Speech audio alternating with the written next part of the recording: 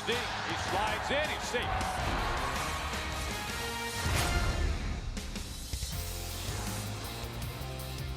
What do you say, Mike? Let's play 2 today. How about it? Sounds great. Mariners losing in Game 1 by a run. Game 2 of our doubleheader just moments away.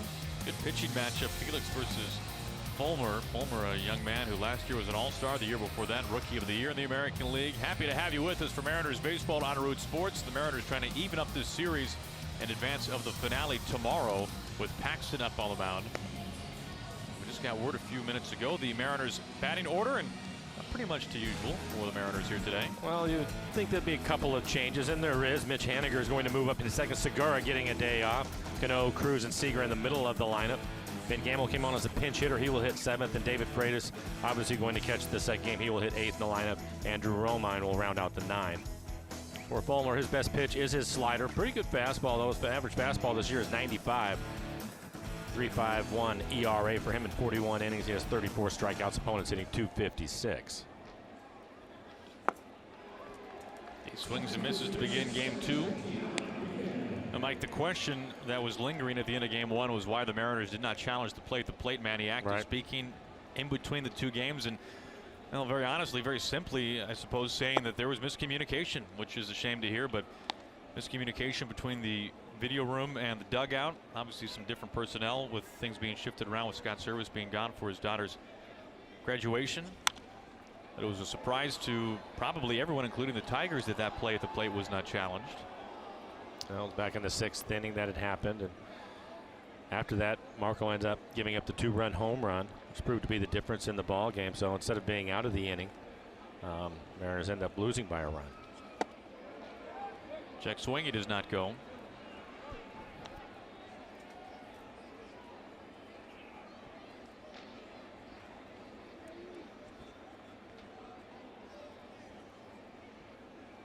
Now the 2-2 to D. Mentioned Fulmer, his average fastball this year at 95, already 97 miles an hour here in the first. Very good slider. Opponents hitting just 184 against his slider. His average slider this year is 86 miles an hour, so a hard slider from him.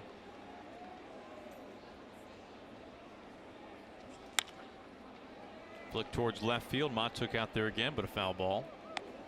Now, Fulmer is the hardest throwing starter for Ron Gardenhire. Leads the Tigers in terms of the rotation and innings pitched, also in strikeouts. Making his 3rd ever start against the Mariners. Did not face them last year, faced them twice in 2016.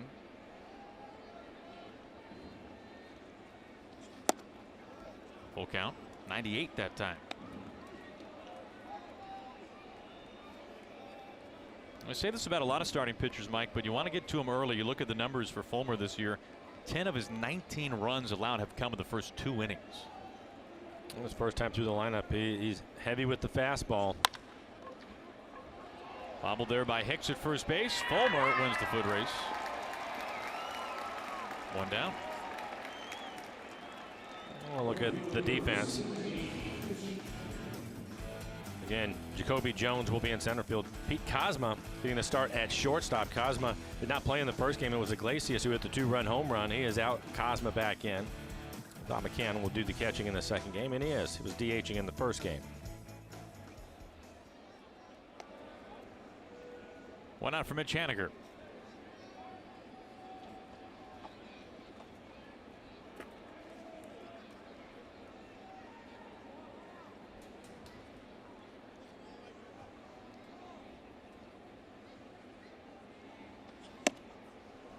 Mitch looks at strike 1. All right, Mike, so the question is, what do players do in between games in a doubleheader besides an outfit change? Yeah, I would think that's the first thing. You go in and going to change your shirt, I'm sure. Maybe take the shoes off for a second.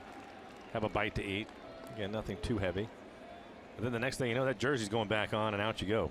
So no pasta carbonara for you in between games? Maybe just Segura because he knew he wasn't playing the second game.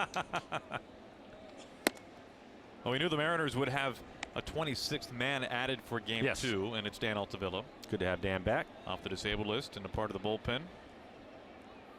Really a very strong rehab appearance for Double-A Arkansas. So he's back in the fold now.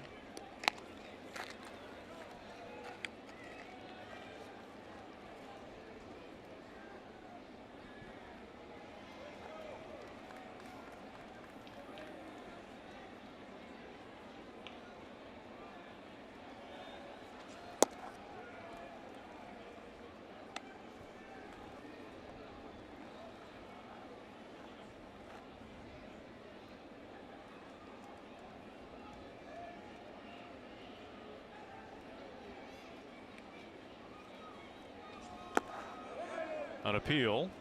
He does not go. You know, the umpiring crew gets an added man as well. Carlos Torres is our home plate umpire. He was not a part of the crew in game 1. Was a spectator. Scott Berry, who was behind the plate in game 1. It's the second game. Let's take it off. Not working. Ground ball through the right side for a base hit. One out single, Mitch aboard. Another long at bat for Haniger. 7 pitches. He's going to get a fastball in the outside corner and hits it through the right side of the infield.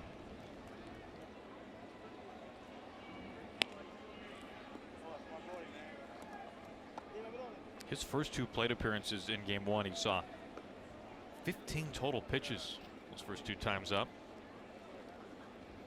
Something similar here in the first. Here comes Cano.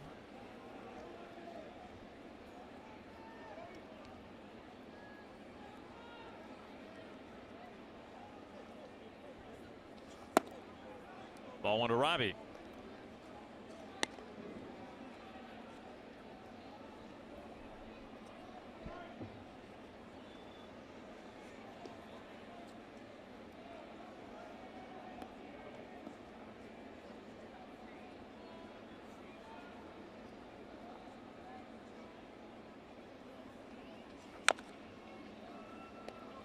Now for Fulmer last year, 25 starts. Season was cut short a little bit. Had ulnar nerve surgery by Dr. James Andrews, a nerve issue that he'd said had been hampering his elbow for the better part of the previous 2 seasons. So had that cleaned up at the very end of the year. Tigers were certainly out of it. But was an all-star last year. Year before that, rookie of the year in the American League. That doesn't miss by much. Cano ahead 2-1.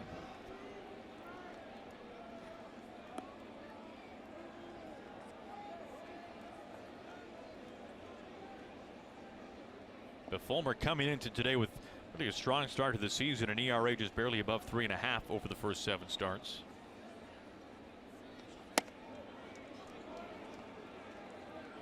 But coming off an outing where he could not finish a full 6 innings and gave up 5 earned runs. Also walked 3.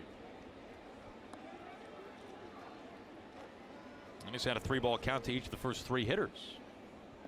You mentioned the 3.5 ERA. It's been a couple of tough outings for him this year that has hurt him. The one against Texas in his last outing. Also Cleveland ended up scoring 6 earned runs. That was in 3 innings. Called a strike, full count. Well, he is running full to each of the first 3 hitters now. And 20 pitches with only 1 out. There's 11 strikes.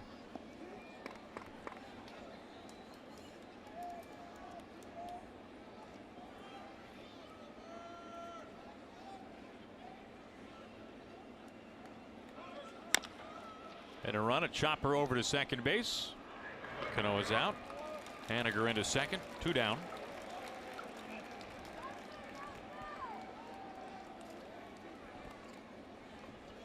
That will give Nelson Cruz a chance to drive in a run.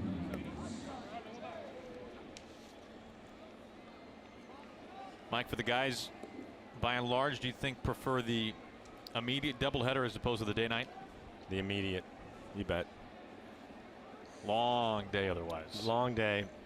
And again, once you get into the season, and they're far enough into it now, if you have some sort of nagging injury, typically you're going to be able to get yourself ready to play the game, and then once you're loose, you want to stay loose. Well, that's impossible if you have a day-night.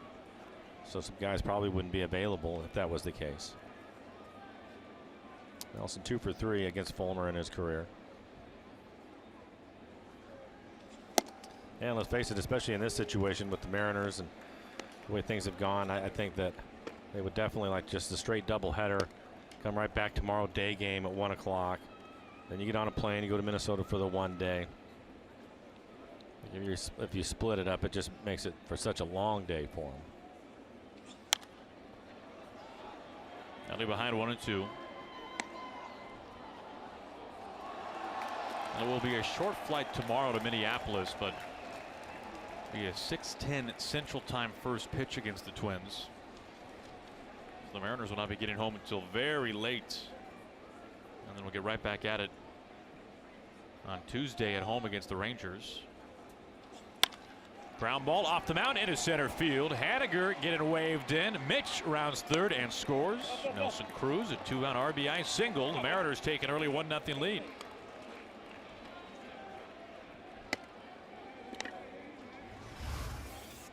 And for Nelson, he will pick up another RBI. That's 18 on the year.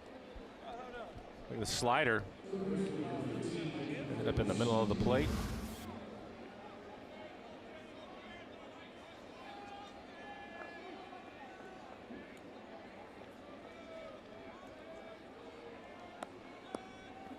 Two outs, a run, and a man aboard for Kyle Seager. Fulmer has already thrown 25 pitches here in the first.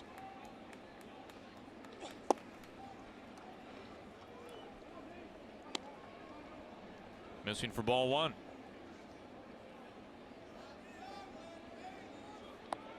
A lot of the major players for the Tigers have been acquired via trade, and it's no different for Fulmer. He was picked up in the summer of 2015 in exchange for Yoenis Cespedes.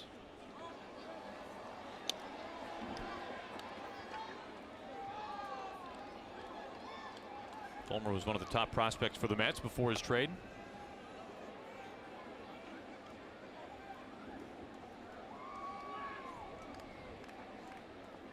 Which would you prefer, Eric? Boy, I like Cespedes' chains more. Talking about double headers. Oh. But good call on the chains. I would prefer this. Yeah, I think everybody would.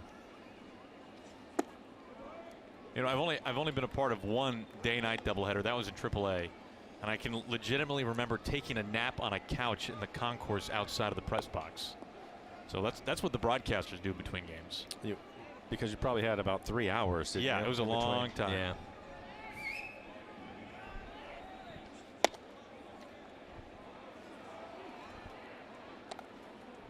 Three and one.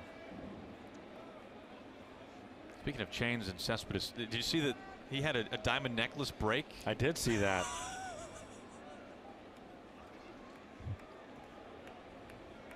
Was it Cabrera that was cleaning that up for him? Diamonds all over the infield dirt. Oh, call a strike. Boy, you can see why Seager was headed towards first.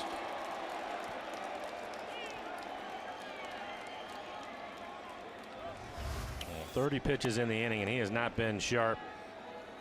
That looked like a changeup off the plate away.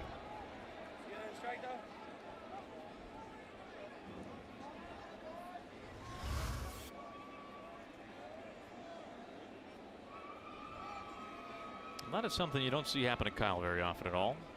Making his way, thinking it's ball four, and it turns out it's strike two. Yeah, if he's going to start walking towards first, it's probably a ball. Sure.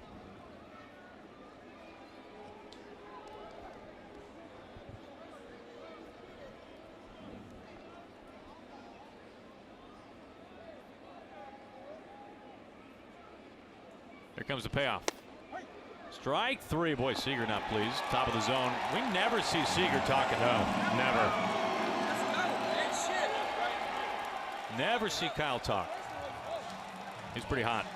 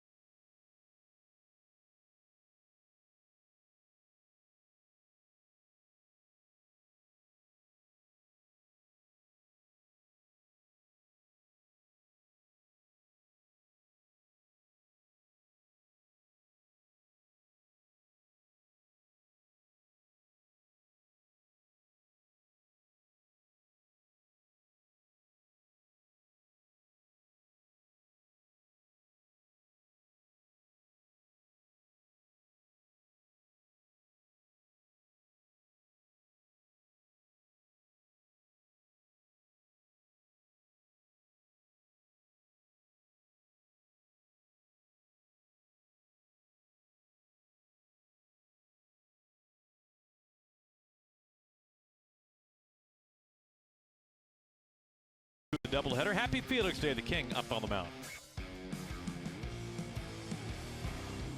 Take a look at the lineup he will face today. Mikey Montauk is going to lead off in both games. Victor Martinez, the DH, he will be the cleanup hitter. Did not play in game one. James McCann was the DH. Now he is going to do the catching and drop down and hit 5th in the lineup. Pete Kozma getting a start at shortstop, and he will hit 8th in the lineup for the Tigers. And for Felix, command had been a little bit of a problem in his last 2 starts. 5.28 ERA, 44 1/3, 38 strikeouts, and you can see the 20 walks. To Aaron's point, opponent's just hitting .244 against him. On the first pitch, Seager, Romine right behind him. It's the Mariners shortstop to make the catch. 1 pitch and 1 out. And a look at the defense. Haniger out in right field again. And you can see Romine getting a chance to play some shortstop. Segura getting the nightcap off. Healy at first base, and David Freitas will do the catching. Mike Zunino caught in the first game.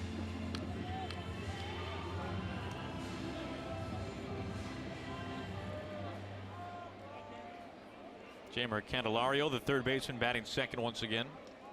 We mentioned the walks for Felix, 4 walks in each of his last 2 starts, but Mike Felix made it pretty simple. His post-game comments following his last start to the Angels, 5 runs over 5 2/3. He said, "I got to keep the ball in the ballpark." I mean, he was very candid about that. 2 home runs, both solo shots, fortunately. 9 homers over the first 8 starts for Felix this year. I would guess out of the 9 home runs, 4 or 5 of them probably on first or second pitch. Just trying to get ahead. Here's a fastball, and they hit it out of the ballpark on Felix. Felix, fastball, slider, curve, changeup. And he has actually used his curveball more than his changeup this year. They both have been excellent pitches for him. Opponent's hitting .231 off of his curveball, just .176 on the changeup.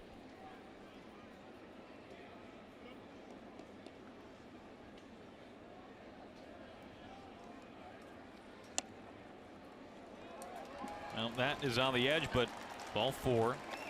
4-pitch walk to Candelario.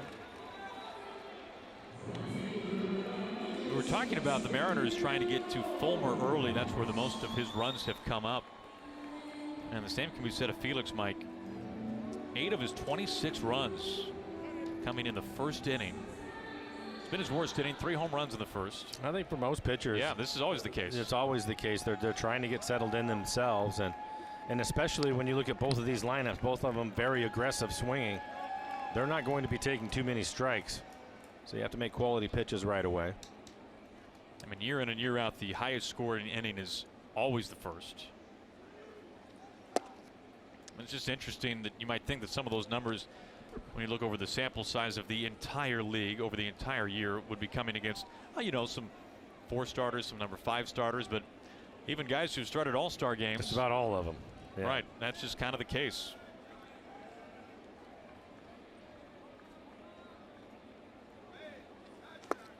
One and 1.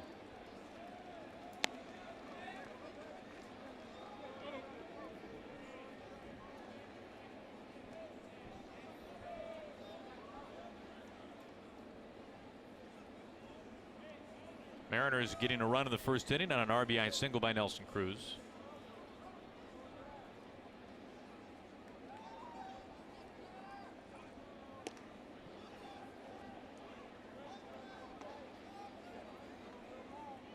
Last start for Felix was a little bit of a rarity. We mentioned the 5 earned runs. He's about 3 runs or fewer in 6 of his first 8 starts. You can see his home and road splits.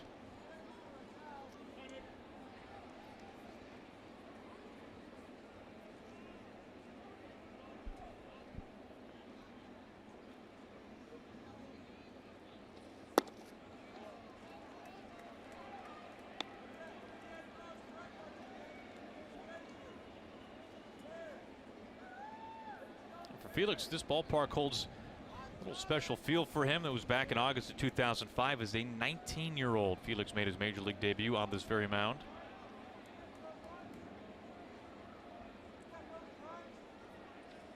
Oh boy.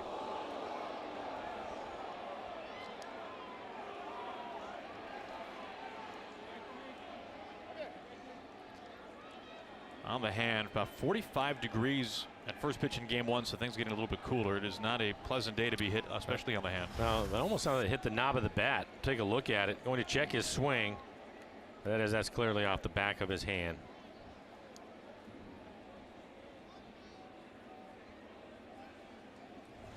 A couple of base runners. It's Felix a walk and now a hit batter.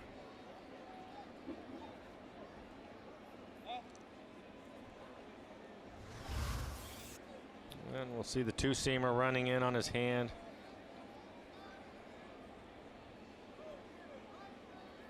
That bottom knuckle.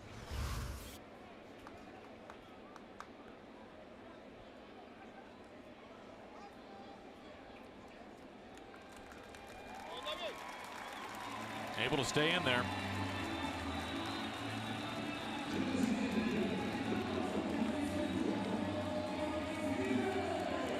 One out and two on. It brings up Victor Martinez, who had game one off.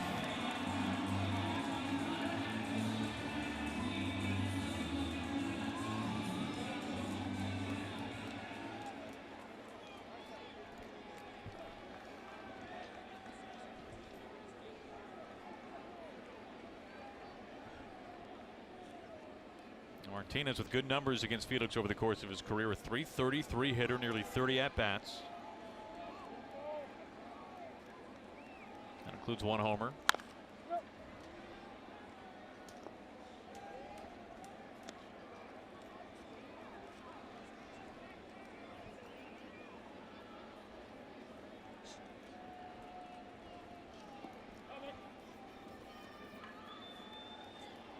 Now Felix has only struck out Victor Martinez one time, but then again, Victor Martinez has never had a 100 strikeout season.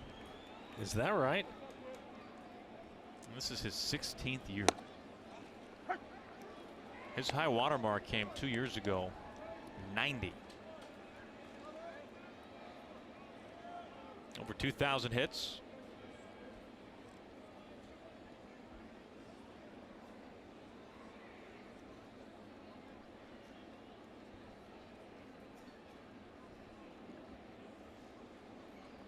The 0-2. Check swing. He goes.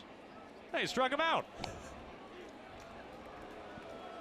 There's that number two. A big strikeout for Felix. A bit surprised to hear those numbers as far as strikeouts in his career. When you're talking about a dangerous hitter, typically has always hit right in the middle of the lineup. Well, that's impressive. I mean, Mike, in rough numbers, he has 700 career walks to 850 career strikeouts. That's terrific.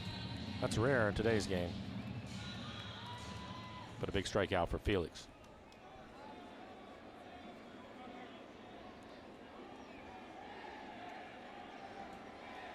Now, McCann extended his hitting streak to 9 games now after the base hit in game one.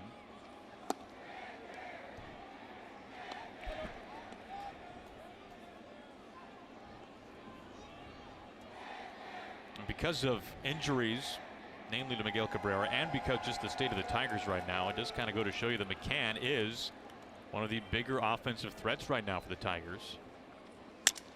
Breaks his bat. Gordon moving over to his right to put it away. Round number 3. A couple of men are left. They reach without a hit to go to the second.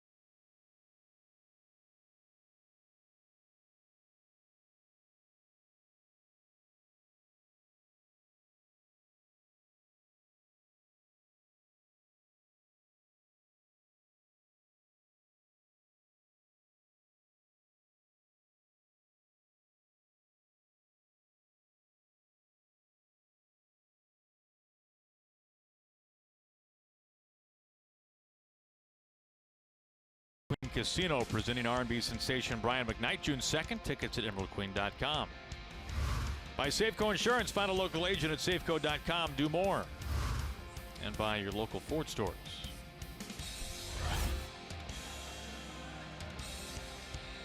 Everybody relaxing here for game 2. Tigers taking game 1 of this doubleheader. Winning by a run. Ryan Healy leads it off for the Mariners. Mariners getting a run early off of Fulmer.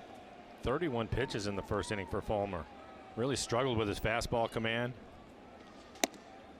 And that was after being helped out by the home plate umpire. You're right. Borderline pitch right there, called a strike.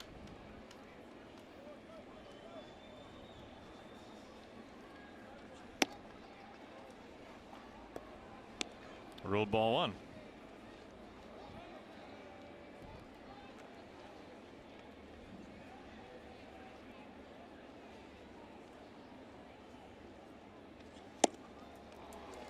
Ball and 2 strikes.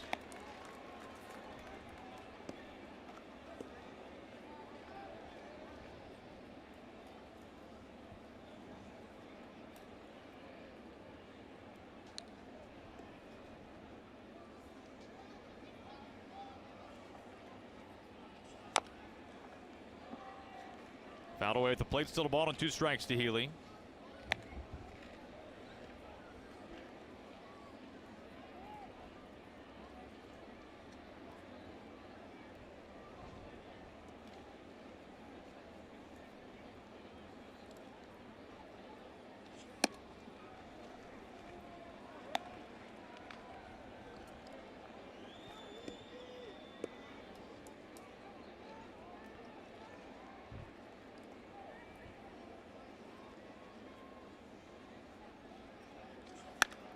Fouled off the hands.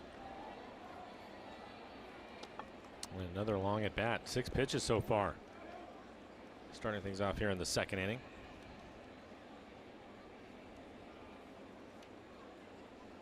Overall, pretty even splits for Healy.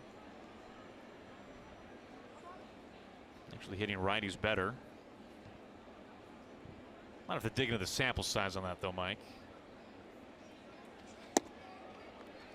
Outside. You know who to talk to.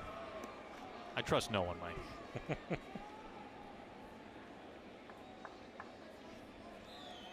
Only 20 at-bats against lefties. Here comes the payoff. Gets a piece, but McCann holds on to it. And Healy having a word. Carlos Torres. He's pretty sure that did not. He thought it bounced. Yes. Here comes Manny.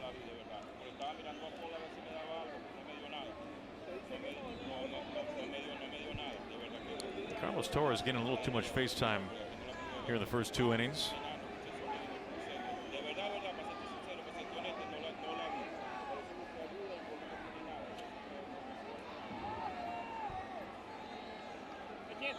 This is what I don't understand, because as long as that conversation took right there, right, it takes 2 seconds just to ask for help. Sure. Pereira Supermo, breaking ball that he's going to foul off, and we'll see if it hits the dirt. That's clearly a foul ball. Now that is as clear as day. Goes down as a strikeout, however.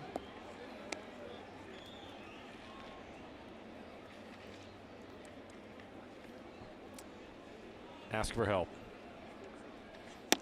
You and I have talked about it. Yeah. It's just it's too hard for the home plate umpire to see all of that, and it literally takes 1 second for him to ask for help.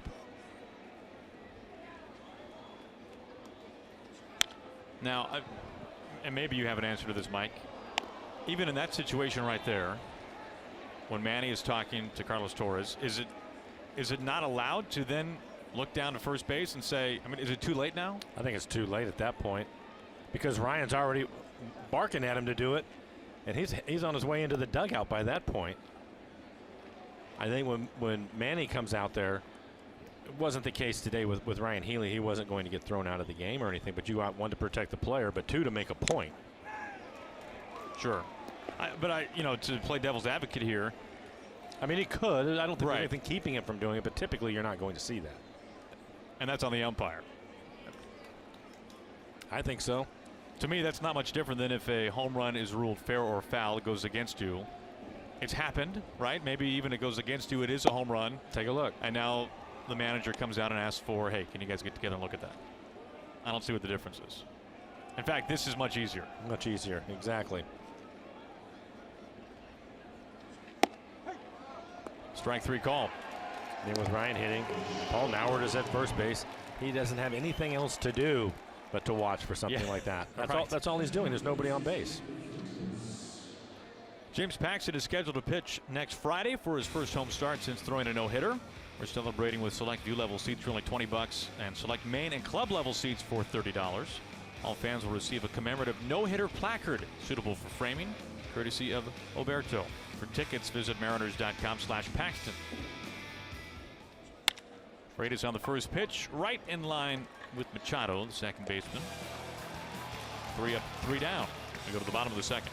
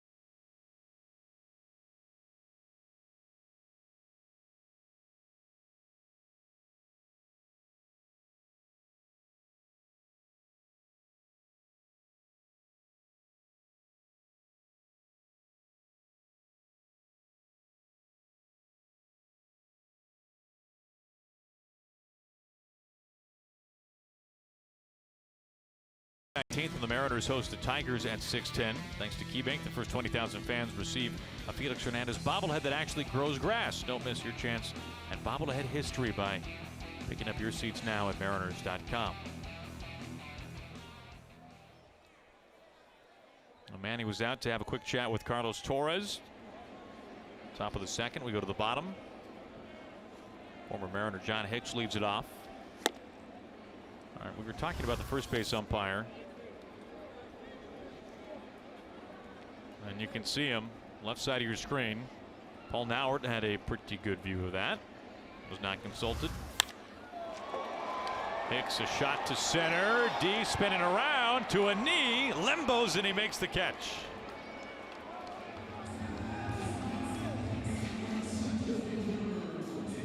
D might have twisted an ankle or a knee or something. Yeah.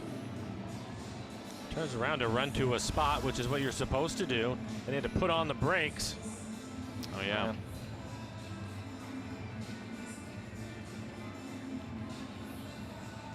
Hopefully, I'll be able to walk that off.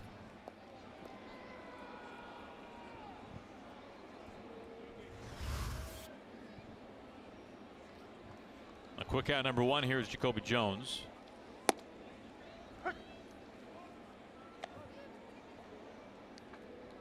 Jones had a very critical catch in the top of the 9th in game 1.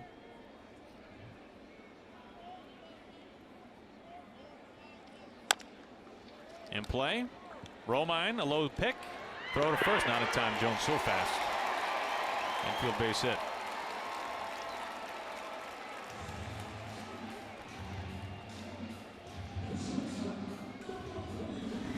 not much more Andrew can do. Charges it hard, gets rid of it quickly. A little bit of a bobble, and that's the difference. That'll be an infield hit.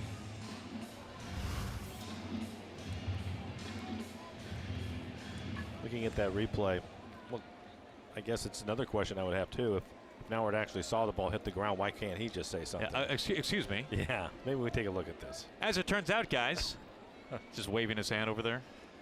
Veteran umpire, but I think most cases, all cases, they want the home plate umpire to be in charge of the ball game.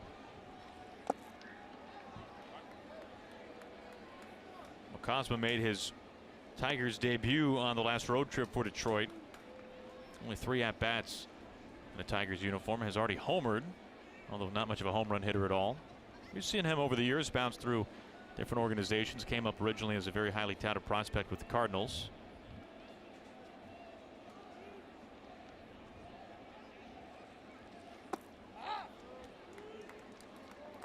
Two and 0.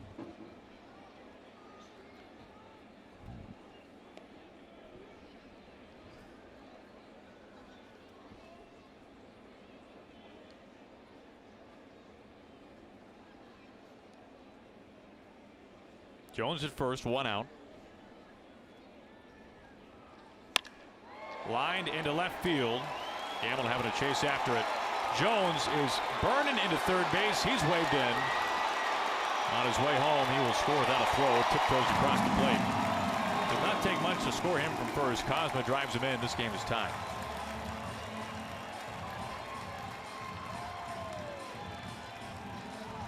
It's on a fastball, 2-0 count. Fastball middle in, he hits down into the corner.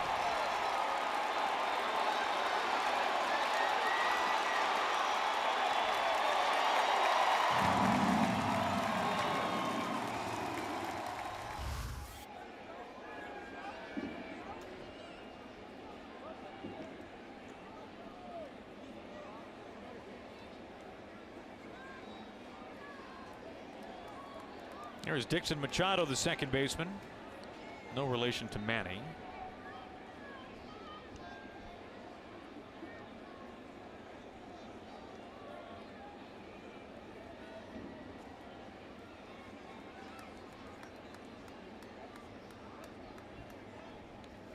Freitas comes out to have a quick talk.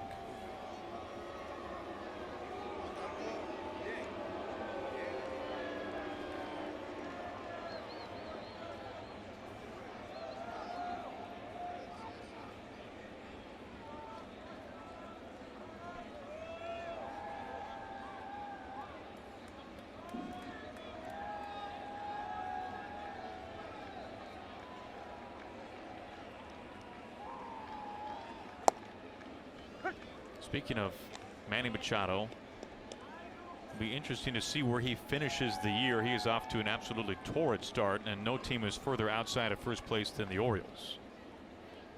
Tough beginning for Buck Showalter's crew.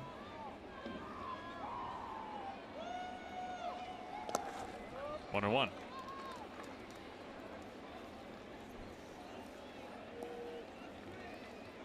Zunino has game 2 off. We will see Mike behind the plate tomorrow, catching Paxton.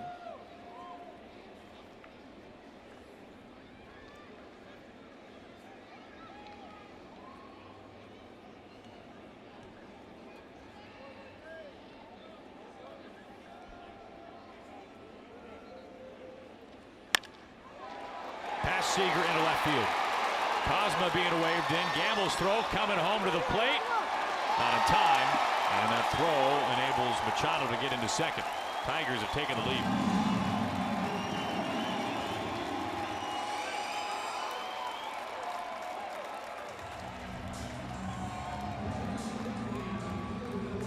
That's an error on the throw from Gamble.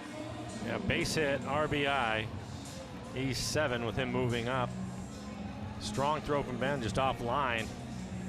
David not able to get to it. Trying to work his way around the runner. Goes all the way to the backstop. Felix having to pick it up. That was on a curveball. Mel making a trip out to the mound. Felix now 24 pitches, 12 strikes.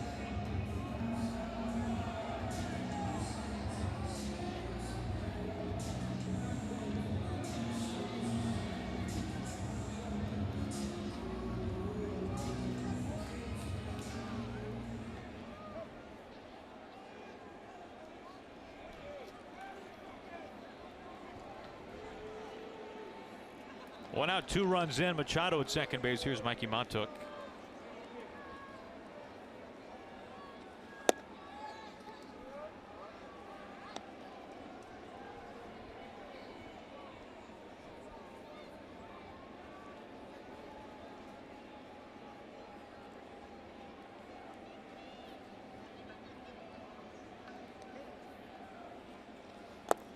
Two and 0.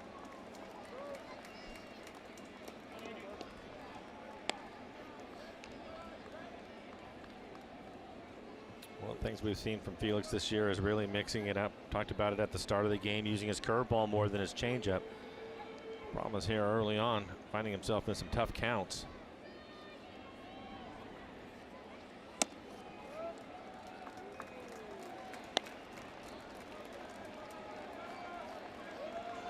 Behind 3-0.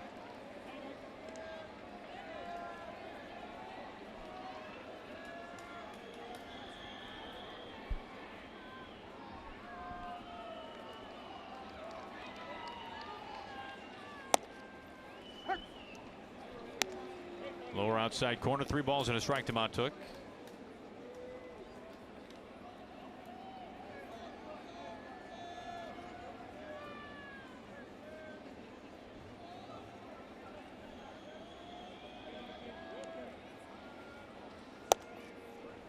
Now gets it full.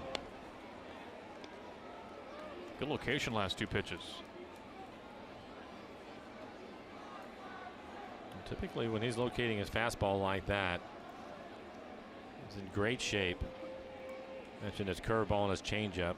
Opposing hitters have not hit much against those pitches. He just has to be able to get to them.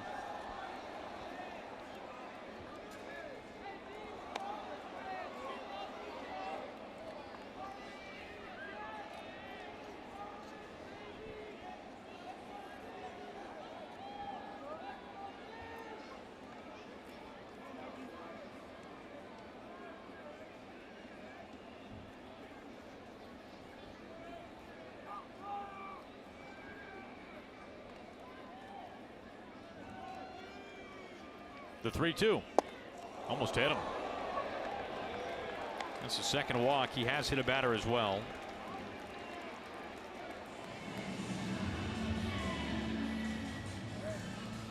Two on and 1 out.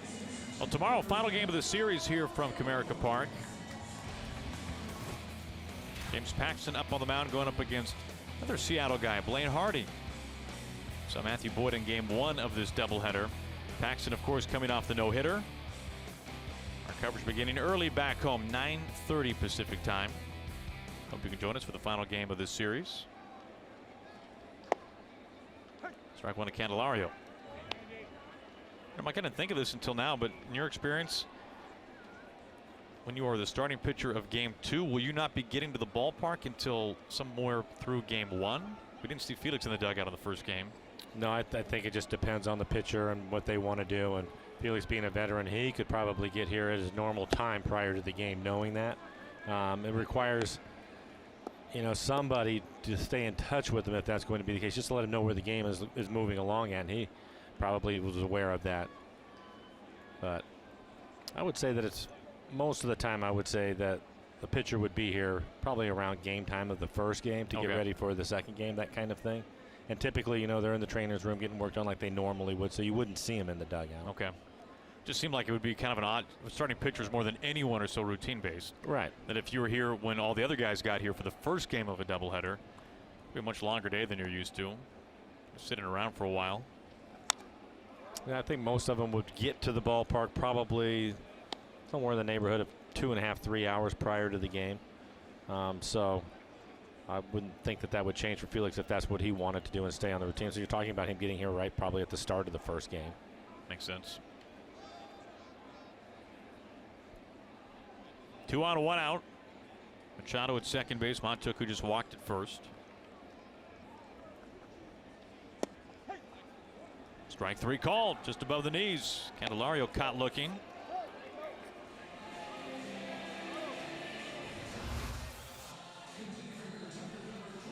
That's a good changeup. I think we have a better idea as to how much that pitch off the hand hurt Nicholas Castellanos You have a pinch hitter in his spot, Victor Reyes, who saw come off the bench late in game 1.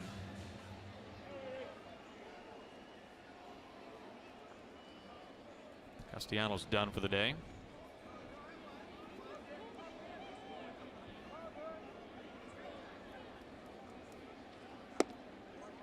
Looks at strike 1. Now Felix from Valencia, Venezuela. Victor Reyes from Barcelona, Venezuela. We're talking about pitchers too. When you consider the Mariners are playing at 6 o'clock on Monday night and then having to travel and play on Tuesday, I believe it would be Mike Leake's turn. If he wanted to go home early, they probably would send him. So in other words, so he's not getting in at 3 o'clock in the morning or whatever time it's going to be. And that's pretty normal. That would make all the sense in the world, especially in this situation. And that's pretty common for that to happen.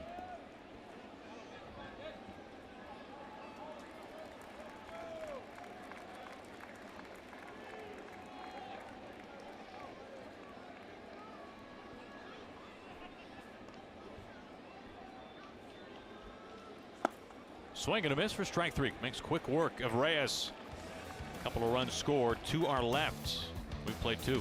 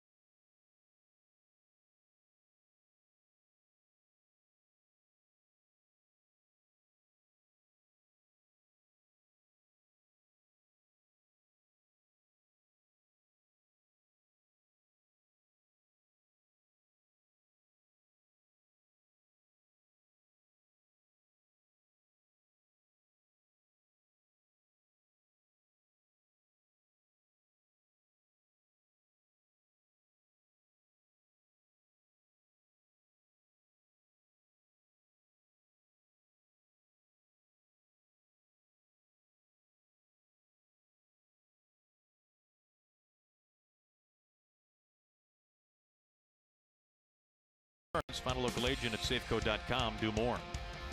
And by Virginia Mason Orthopedics and Sports Medicine, making bodies happy again.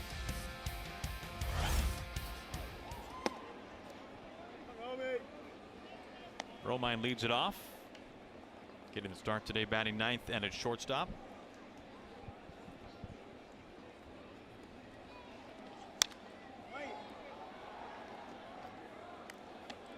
Victor Reyes stays in the game for Castellanos. He has taken over in right field.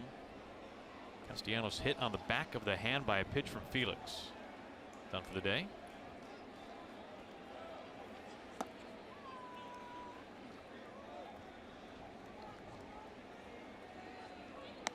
For Romine, had a start in Toronto, picked up 3 hits in his last start.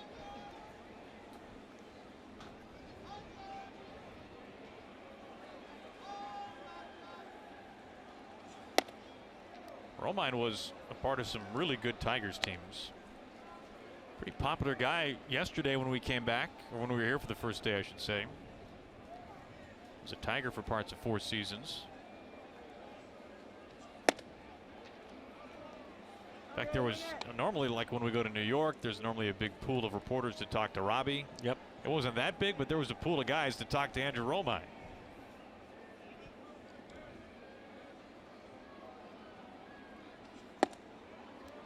Romine aboard. Leadoff walk.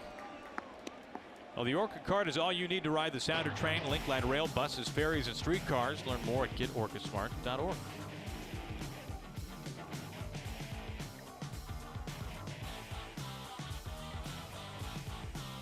And, you know, for Romine, this is a guy that during his time with the Tigers was a little over a 230 hitter. Might not always see that many reporters wanting to talk to him, and I told him, Andrew, you were a pretty popular guy today. He said, well, after games, I talked. That helps. He goes, not everybody did, but I did. So a number of Mariner hitters not happy with the home plate umpire. Now it's Fulmer barking at him a little bit.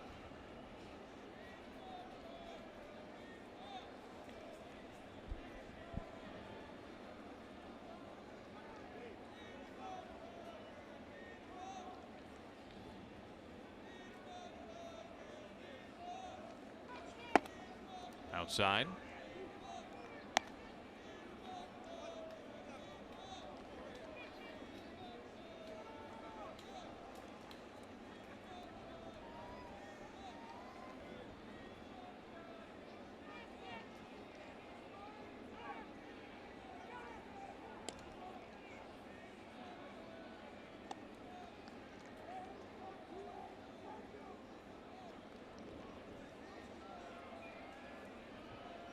Romine the first walk today.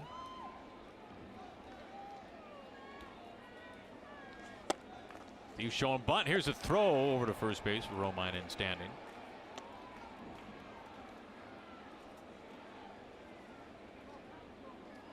McCann, the usual catcher, doing the catching in game 2. Right now, Fulmer still all over the place with his fastball command. He's throwing hard. He's been 95 to 97 miles an hour. Struggling to throw strikes.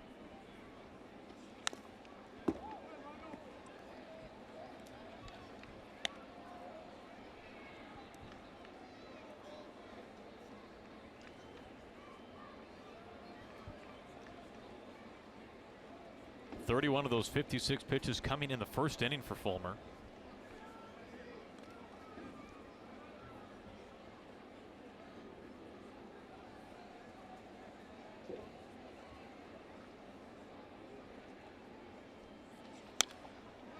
Another foul ball.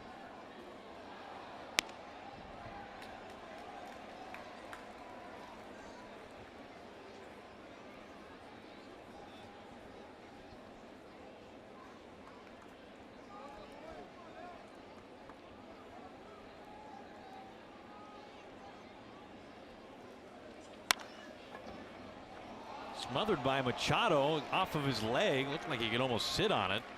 Mariners have a couple of men aboard. Romine to second, Gordon to first. Time now for Lowell's whole team together. Haniger steps inside the batter's box. You look at Mariners as ranked by OPS. Haniger right there atop the leaderboard. Well above the league average. For sure. I almost wonder if Machado on that last line drive tried to play it into a short hop, thinking he might get a double play out of it.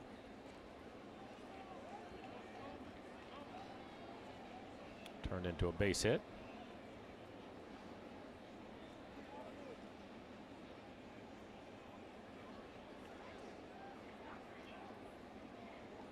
They're going to give him an error.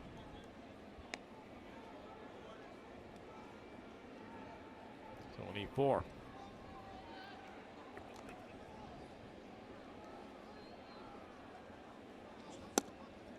Well, you think about the right side of the infield and the right fielder for the Tigers now. Machado, Hicks, and Reyes. You go back a couple of years, Mike. Cabrera at first base on the DL right now. Kinsler at second base. JD Martinez in right field. Much different looking ball club. JD was, of course, the prized power bat this offseason. Ended last year with the Diamondbacks. Now with the Red Sox. We see Kinsler off and now the division with the Angels. And Cabrera banged up with a hamstring injury. I haven't looked in a while. How's JD Martinez He's doing well. Is he? Yeah, I saw that the other day.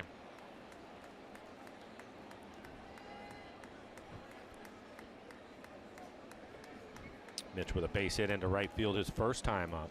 It's on a fastball away from him.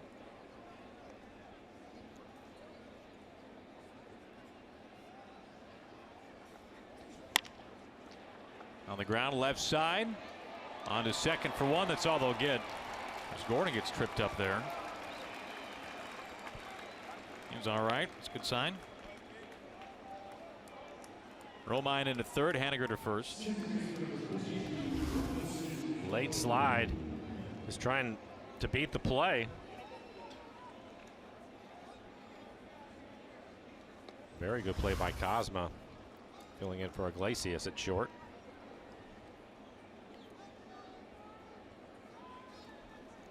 Romine at third. Haniger at first base. In steps Cano.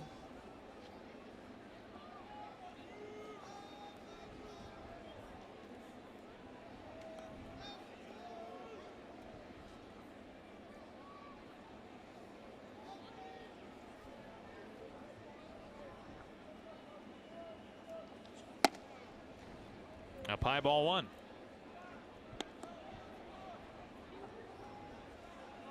I almost wonder with Fulmer seeing a miss with the fastball. And it's been up a lot. Also been off the plate some. But if he's trying to pitch to the top of the strike zone and just doesn't have command of it.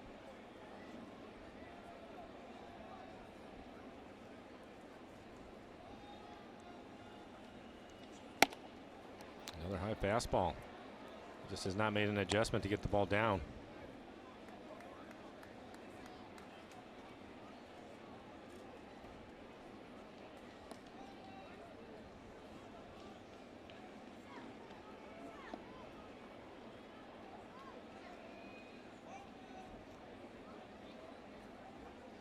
Mariners have the tying run at third. Haniger over at first base.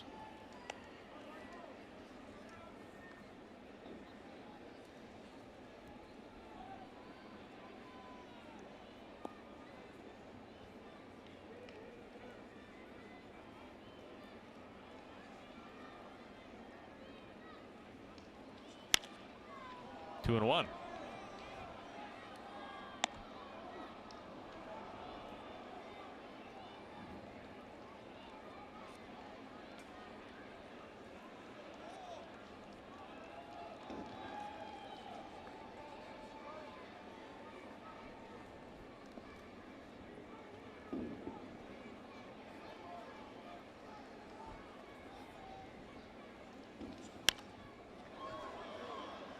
This time a strike at the top of the zone, evens up on Cano.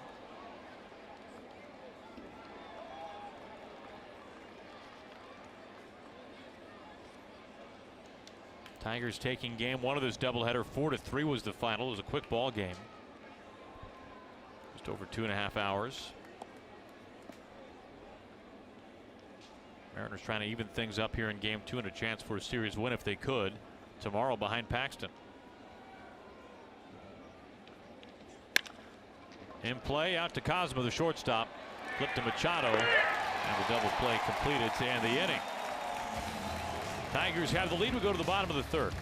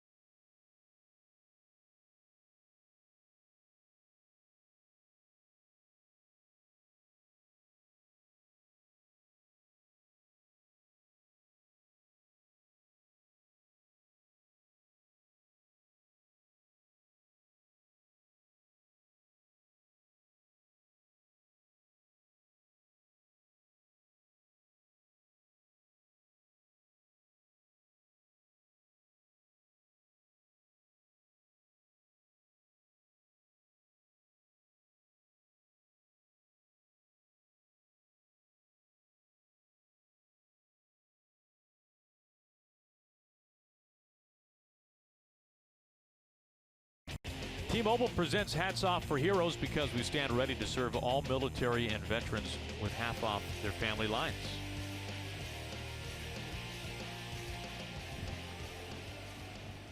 Felix giving up a couple of runs in the second. He has walked 2 and struck out 3 so far. Facing Victor Martinez to begin the bottom of the third. First pitch, a lift out to center field. Easy play for D. Gordon. 1 pitch and 1 out. It's the second time Felix has begun an inning just like that. Well, that will help the pitch count. 38 pitches through the first 2 innings for Felix. Now 39 pitches, 23 strikes overall. Oh, I take that back. It's even better. Mike Hughes started each of the first 3 innings with throwing 1 pitch to get the first out.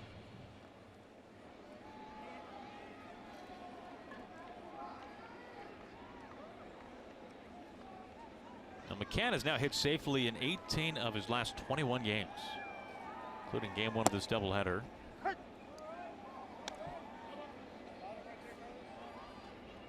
McCann not pleased with that call, and therefore a strike throw on the corner.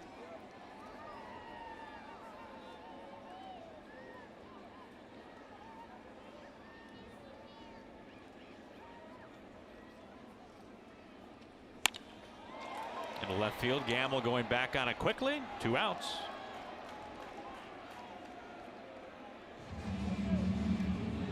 Two fly ball outs to open up the home third. I'll bring up John Hicks.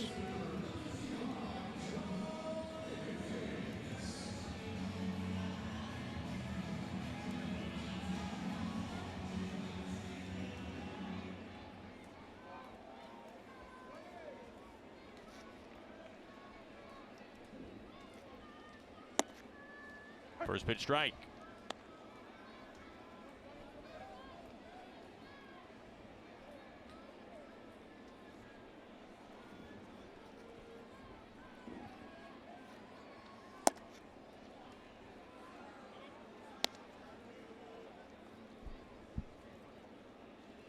Now Felix, for his career, very good numbers against the Tigers. Sub-3 ERA, nearly as many strikeouts as innings pitched.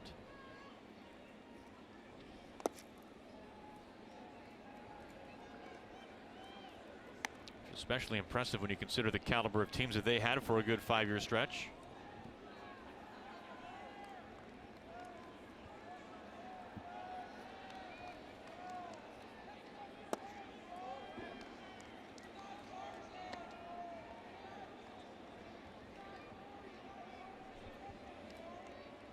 Hicks ahead 3-1.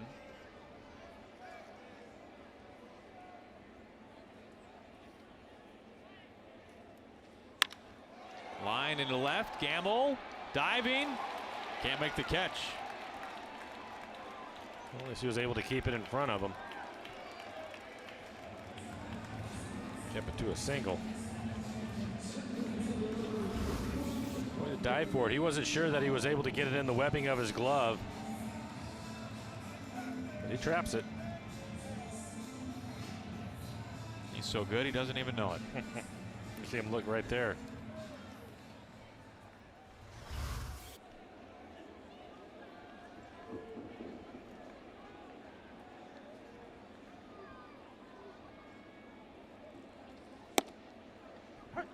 Talk about the quality of those Tigers teams when they were winning the division every year. Now forget their offense. Think about that rotation. You got 3 guys who have all won Cy Youngs either here or elsewhere. Of course, Verlander, the MVP and the Cy Young. Scherzer, Rick Porcello winning the Cy Young in 2016 with the Red Sox.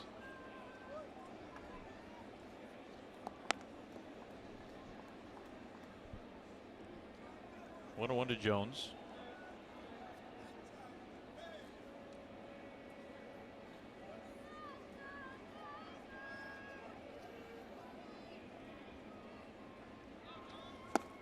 One and two.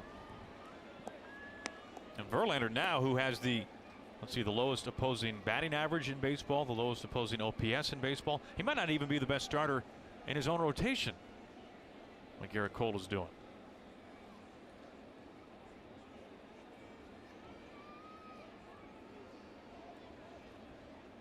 The 1-2. Gets past Freitas. This gives Hicks second base. It'll be a wild pitch. A changeup. They just spiked it out from maybe even right off the plate, up right in front of the plate. And the difference a year makes with Cole, huh? Unreal. It really has been. Just dominating.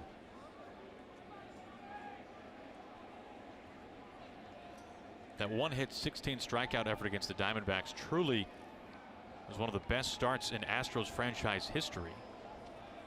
Swing and a miss for strike three. Curveball gets him. Jones down swinging. 4 strikeouts for Felix. We've played 3.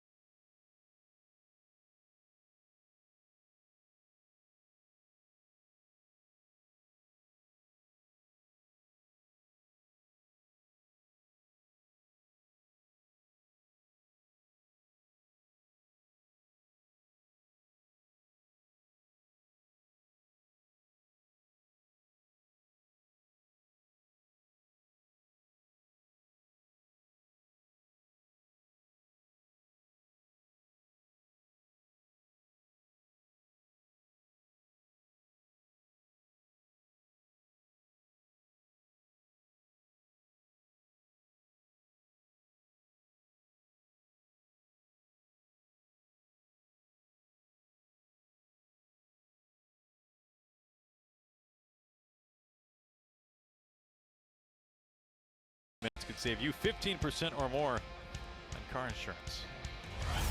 That's not exactly the boomstick, but Nelson Cruz will lead things off for the Mariners here in the 4th. Hard hit ground ball off the glove. Candelario into left field.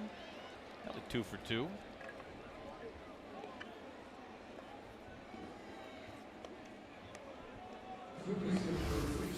Being aggressive on the fastball right away. Fastball in the middle of the plate. Solid base hit.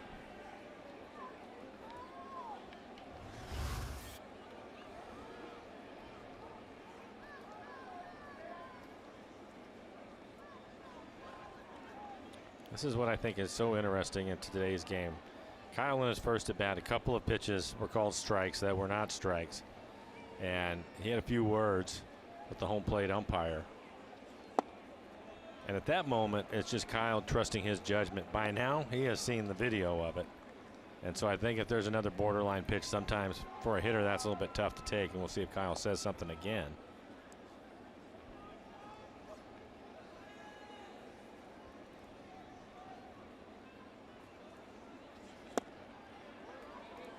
One ball and 1 strike.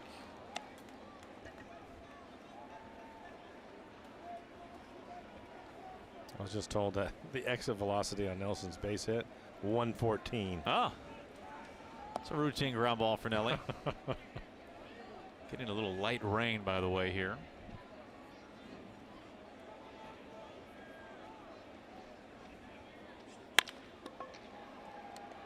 What a stop by Machado. Gets rid of it. All we'll get is Cruz. Dixon Machado, an impressive play.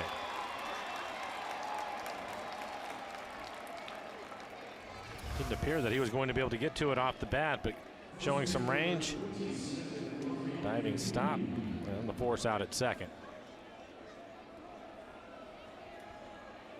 Now the stop's impressive, Mike, but just getting rid of that on target is impressive also. 1 out, 1 on. There's Ryan Healy. Another guy who had a rightful beef his last time up. Yeah, fouled the ball off. If you missed it, clearly hit the ground, bounced up into the catcher's glove, and he was called out for strike 3. And he knew it hit the ground.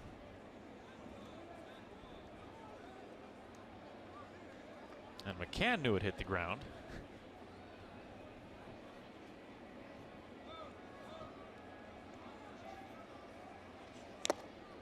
Back to McCann's glove, 0-2.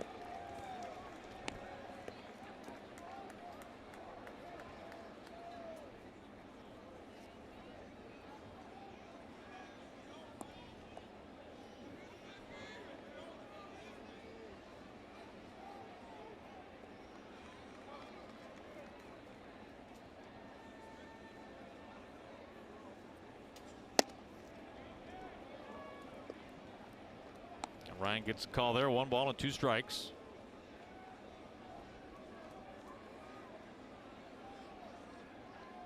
Tigers have not had a run of good luck with weather at home this year. 7 games postponed here at Comerica Park this season. Shot out to left field. This is hammered and long gone. Ryan Healy. They are never cheap. That is a smash. Number 7 on the season for Ryan Healy. Comes with Seager aboard. And they have got into Fulmer here in the 4th inning. Mariners on top 3-2. Let's go! Come on!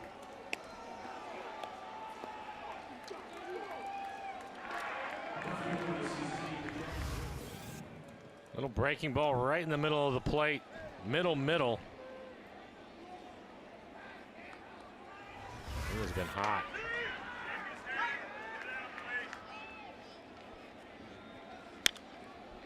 Strike 1 to Gamble.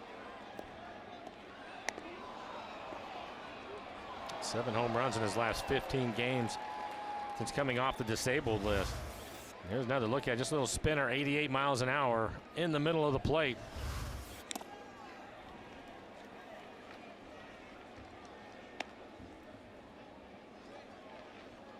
Now, Fulmer has been so tough on right-handed hitters. He had not given up a home run to a right-handed bat until that swing from Healy. In fact, only 2 extra base hits to right-handed hitters so far this year, both doubles. Gamble called out on strikes. And let's head back home, check in with Brad Adam. Brad, what's happening?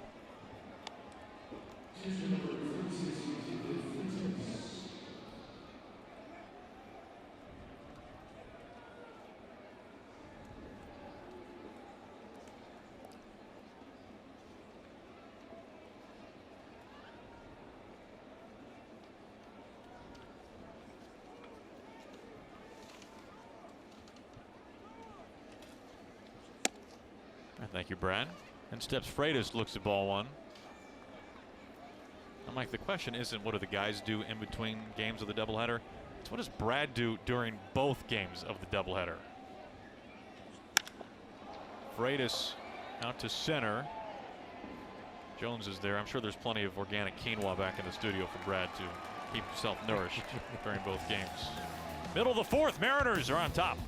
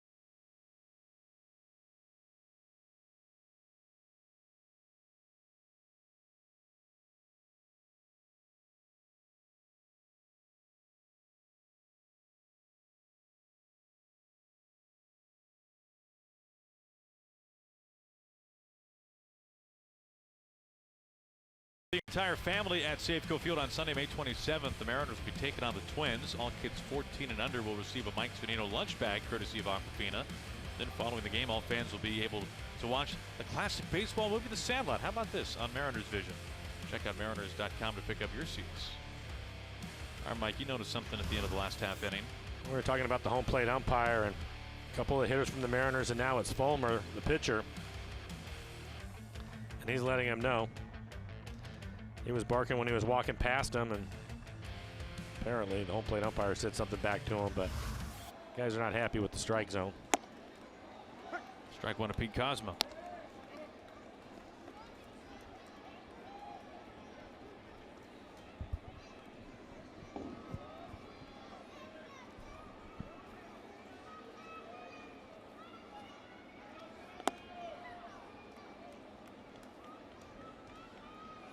Kozma an RBI double back in the second.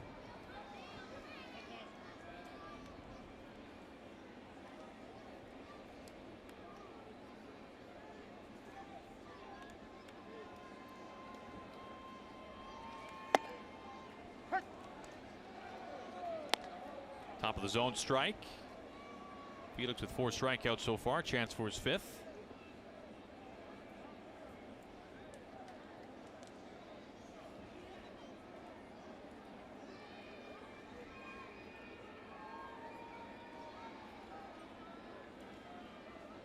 The 1-2 evens it up.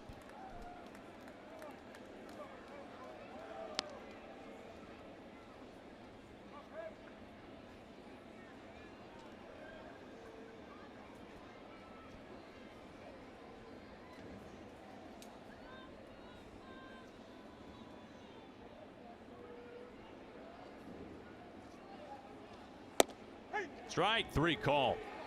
Curveball gets him 5 strikeouts for Felix. We'll check in now with Ryan Roland Smith. First of all, Ryan, this is a long day for you guys in the studio. How you doing with Brad? Is it you guys you holding up all right?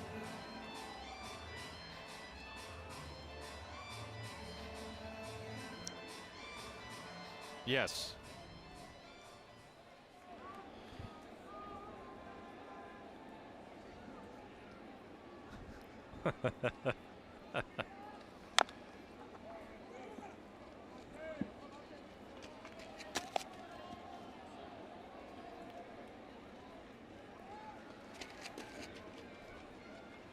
You know, I've noticed.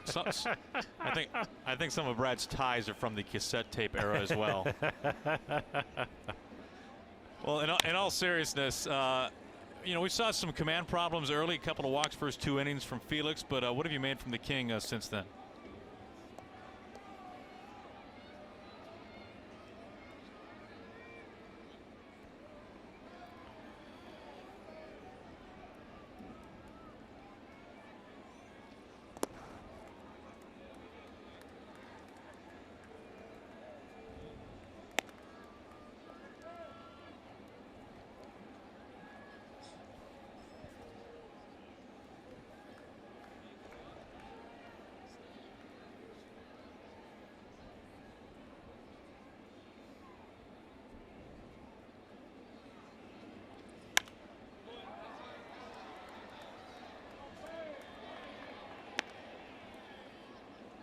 Ryan, with that being said, how often and when should he elevate the fastball?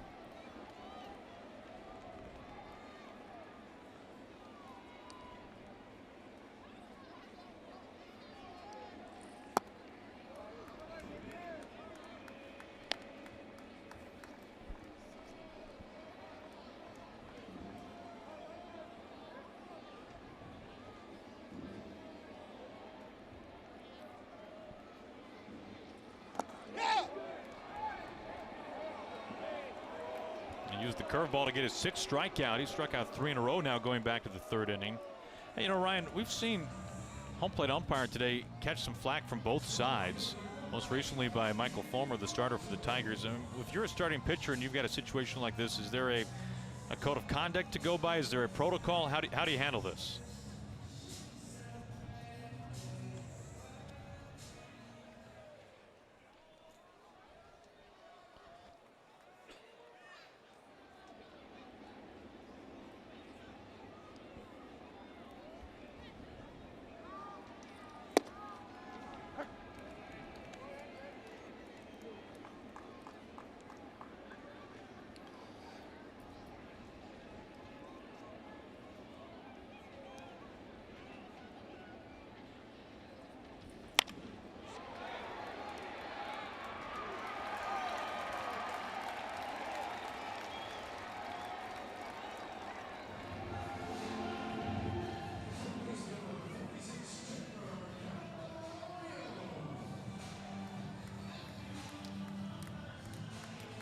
Ryan, when you're pitching and you think that you're being squeezed a little bit, would you go look at the video to see if you are, or would you just leave it alone?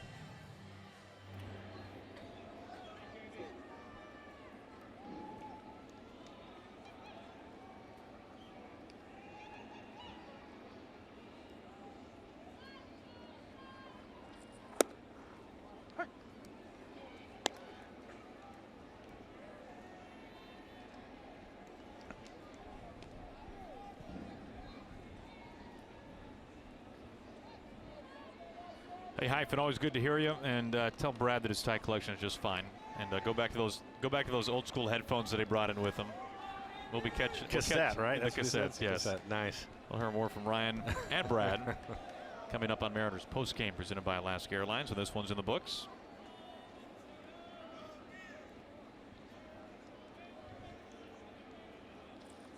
Oh, and 2. All right, so they're telling the truth here, Mike. This really happened. Hyphen putting the tweet out. The old cassettes. See, hashtag doubleheader, Mike. See, yeah. Mike is just learning about hashtags now. We're working on it. More to come.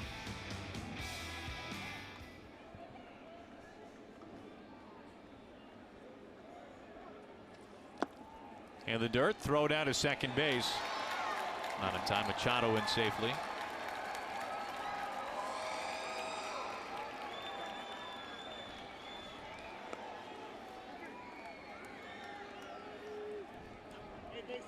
Took at second base.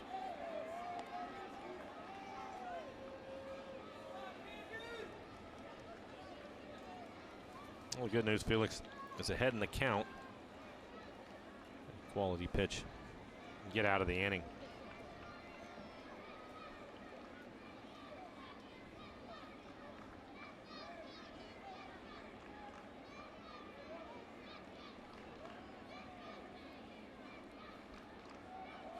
Felix is 1-2.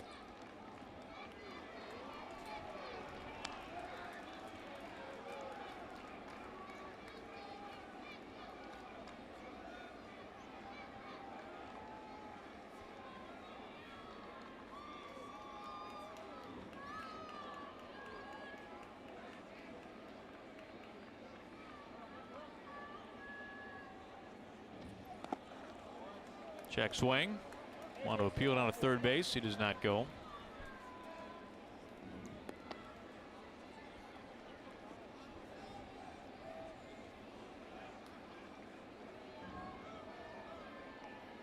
For Felix, he doesn't have to get in here. He typically will not just throw a fastball because he's worried about walking a hitter. He has first base open. Reyes, who did not start in the game, had one at bat. Felix ended up striking him out. There's the curveball. Haniger in right field, plays it easily. There you go. Good pitch. We just talked to our Australian analyst. When we come back, something near and dear to Mike, the all-German team, Major League history. It's coming up, Mike. I'm excited.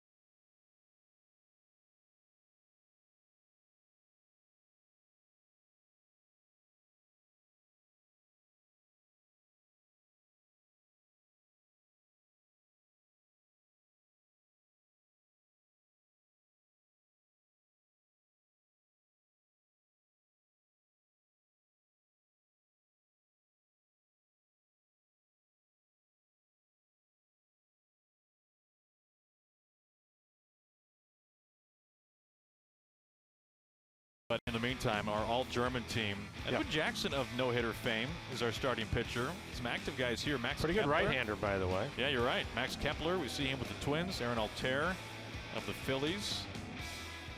The names are easier to pronounce than the places of birth. I'll say that. This is Romine leading it off, facing Fulmer. Craig Lefferts, your closer.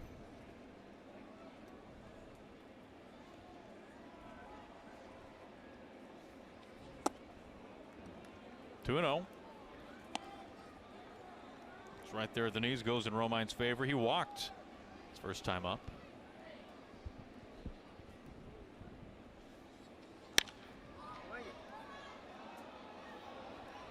Now, Aaron, what prompted you to put together your all-German team? You've asked me odder questions before, Mike. I take no credit in this. Oh, you don't?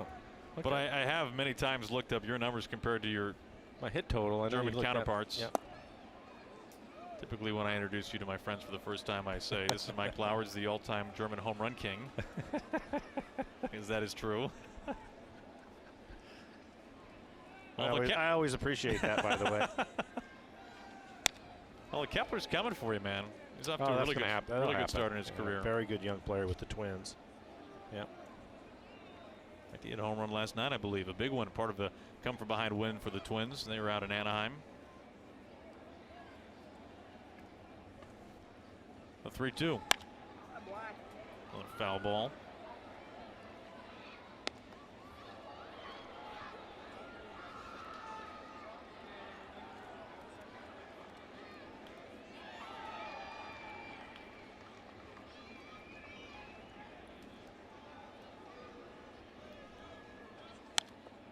Fouled back.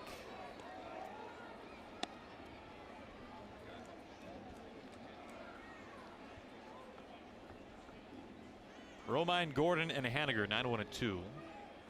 Mariners took the lead on a 2-run smash by Healy, his 7th of the season. Romine aboard. All right, second walk for Romine, Mike, to the back half of the all-German team. There you are, Mike Flowers. Ron Geidenheimer. There you go. That's the reason why. Yep, skipper for, well, formerly of the Twins, now for the Tigers in his first year. Now, the catcher, Fritz Bülow, born in Berlin, Mike. He was a rookie back in 1899. I would say he's the first of any of the guys we featured here. I would say so.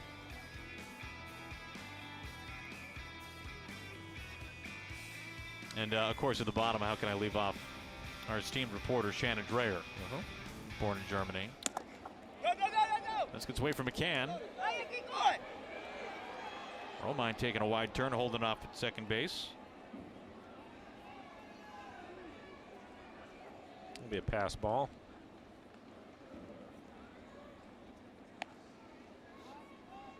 Now, Mike, you were born in Germany, came back to the States, then returned to Germany, correct? Yeah, my dad was in the service, so he happened to be stationed over there when I was born. And I would think that the majority of the guys on that list probably similar situation.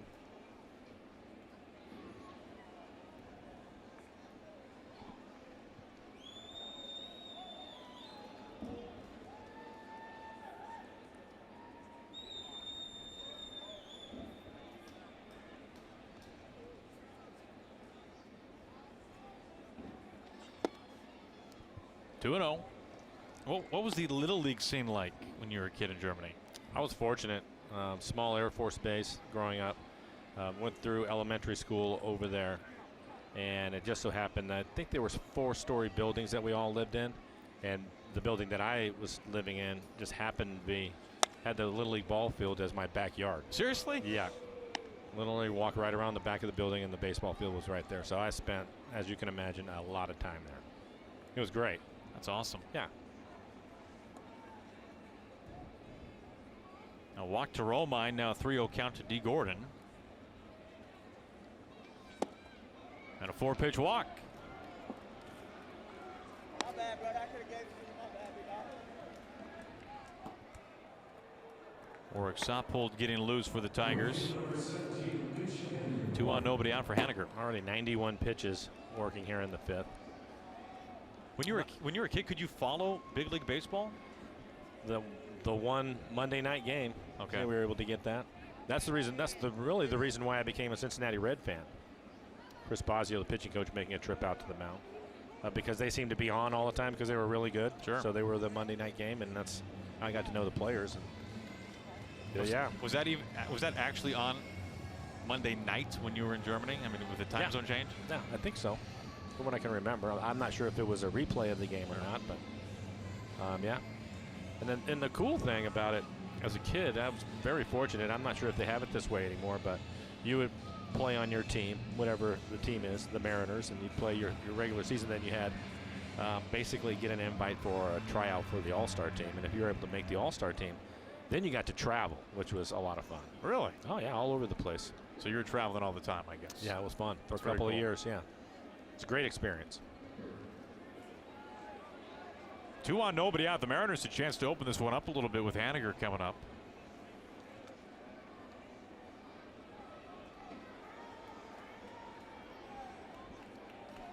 Good speed on the base paths. Romine at second, Gordon at first. 0-1. Starts him with a pretty good slider.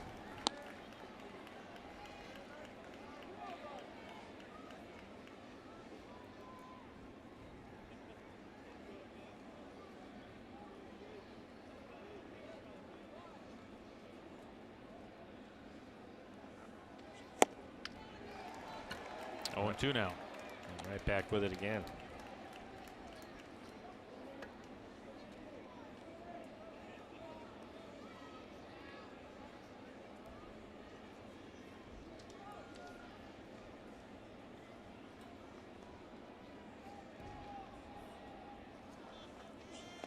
Reaching for it.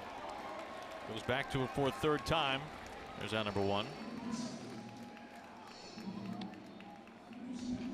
Part blanket, part hoodie, altogether awesome. When the Mariners and the Tigers square off on Friday, the first 10,000 fans will be able to drape themselves in fandom with the Mariners blanket hoodie. Buy early and save by visiting mariners.com to pick up your seats.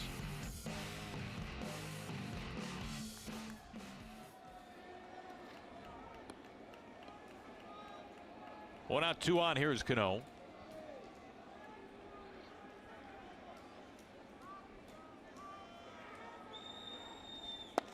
Off the play, ball 1.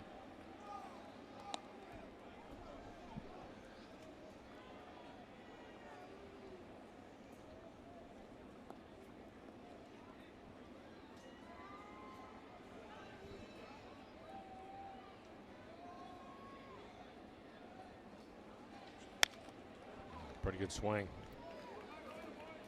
We talked about it with Robbie and his ability to hit the high fastball. It's unusual for left-handed hitters, but seems just a natural swing for him. No problem getting to it. That was even on the inside corner, 96 miles an hour, fouling it straight back.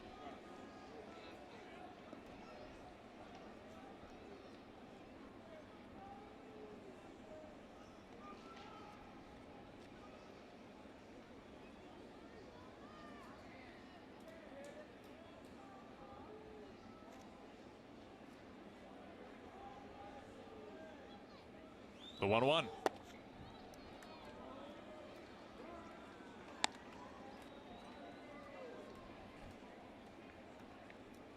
Now the Mariners getting a run in the first inning on an RBI single by Nelson Cruz, then taking the lead once again in the 4th on Healy's 2-run homer. Trying to play out on here with 1 out and 2 on. This is scorched deep out to right field. Robinson Cano, home run. 3-run shot, Robbie's 4th of the season. And the Mariners do, in fact, open it up here in the 5th inning against Fulmer and company. Second home run by the Mariners in as many innings. And a lot of run support for Felix now.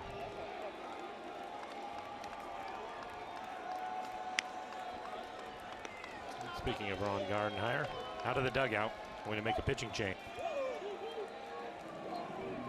It was Healy with a 2-run bomb last inning. Now a 3-run shot by Cano. On a changeup, 87 miles an hour on the changeup. Ran right back to the middle of the plate, well back into the seats.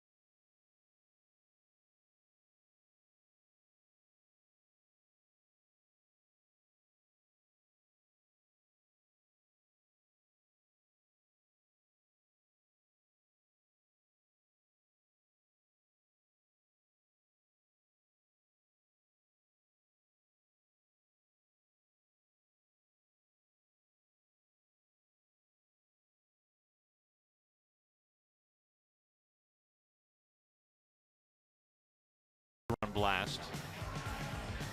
That has knocked Michael Fulmer out of the game. Go back one more time and look at what Robbie was able to do. Well, here is the final line for Michael Fulmer. Cannot escape the fifth, Mike. Just 4 1/3, 98 pitches to get through 4 1/3.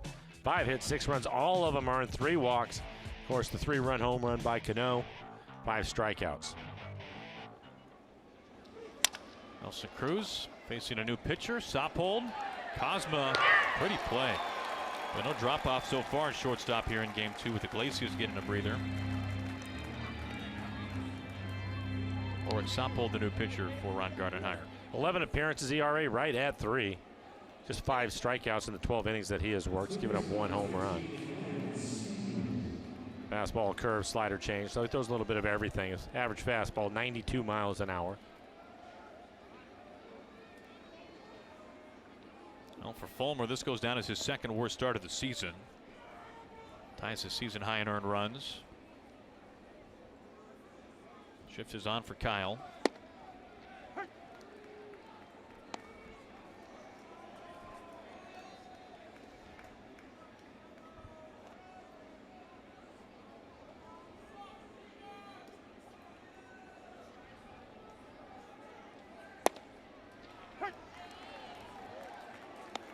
Ruled strike 2.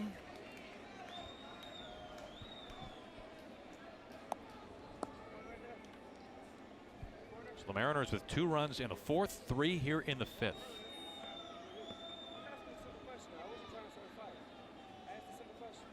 And now Kyle having a continued conversation with Carlos Torres. Well, we saw it when Fulmer was taken out of the game as he was leaving the field. He had a number of words for him. They had a nice little exchange, and now Kyle, who wasn't happy his first time up because of a couple of pitches that were called strikes that were off the plate. I'm sure I thought I could hear Kyle say that he was asking a simple question. A lot of times I think it's a fair thing. An umpire will call a strike if you think it's borderline. You're just asking a simple question of, is that as far as it goes? Where was that at? Was it right on the corner? Something simple.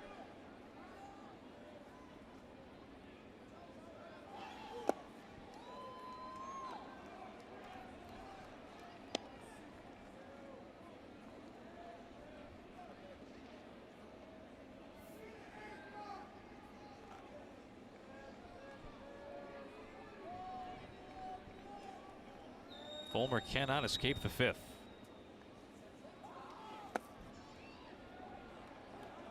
Two and two now.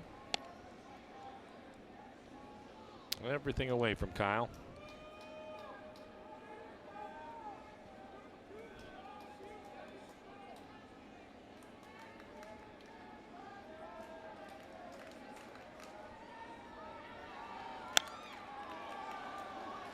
You know, Mike, what I would do, it's simple. It solves the problem every time. You just flip your bat around, grab it by the barrel, take that knob, draw a line.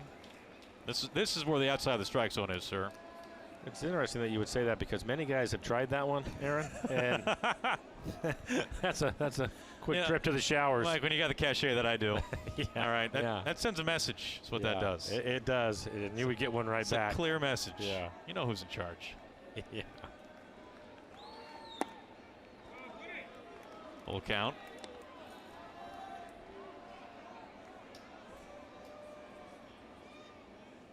Healy has gone distance already tonight. That was in the 4th.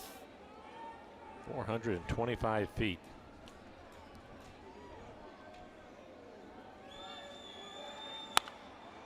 And to right field and sinking in for a base hit. All the way to the corner. Seager hunts extra bases. He motors into second base and is in there with a sliding double.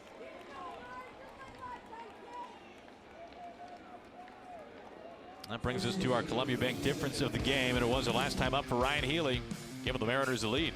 Breaking ball right in the middle of the plate. Get 425 feet, his 7th home run. 7th home run in the last 15 games. He's been hot.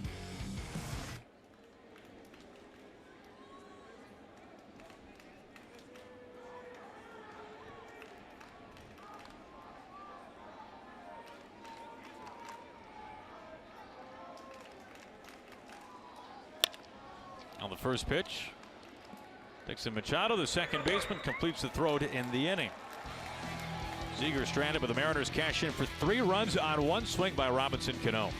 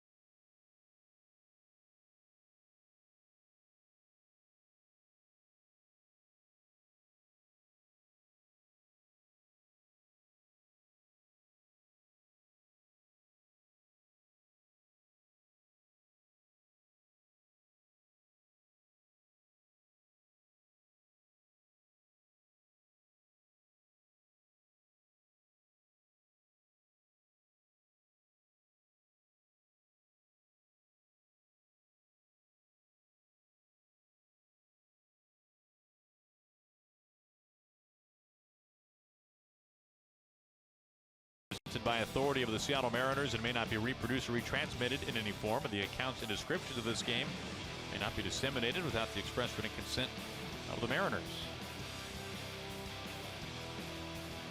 An 1896 Ford quadricycle, even before the Model T. Here in the Motor City, Mariners take the lead into the bottom of the 5th. Victor Reyes leads it off. Strike 1.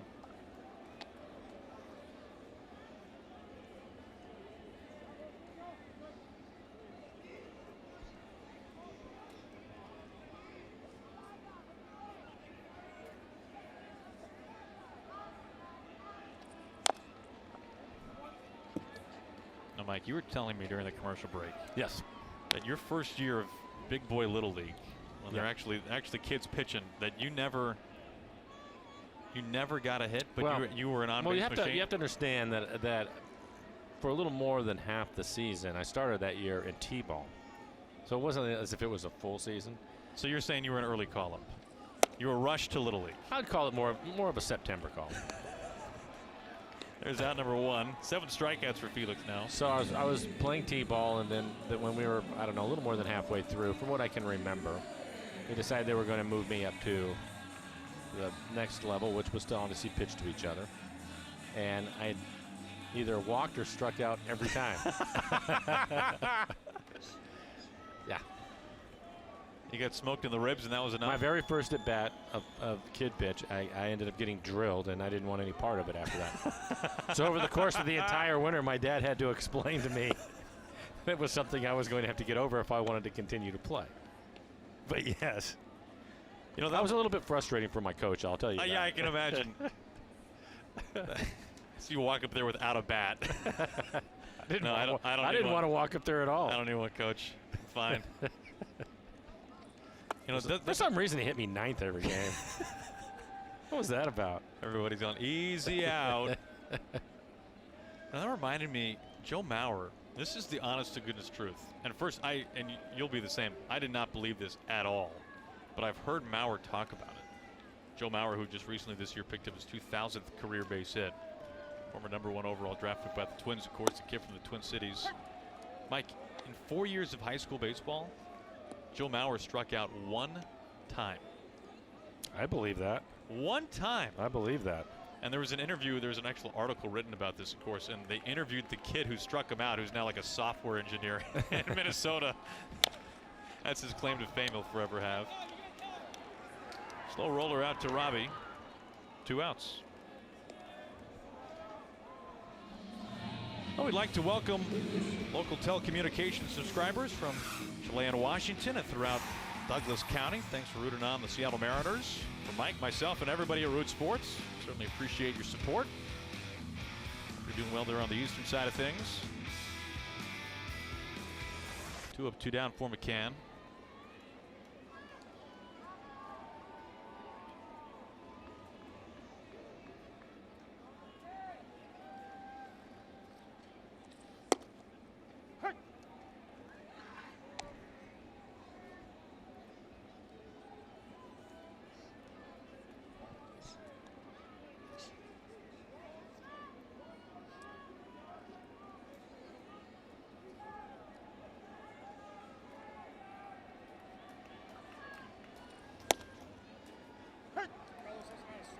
Oh, 1-2, and now McCann not too pleased.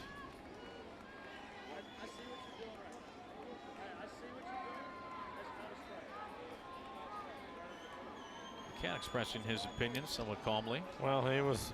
We talked about it with Fulmer on the mound, who wasn't happy, and he heard all of it.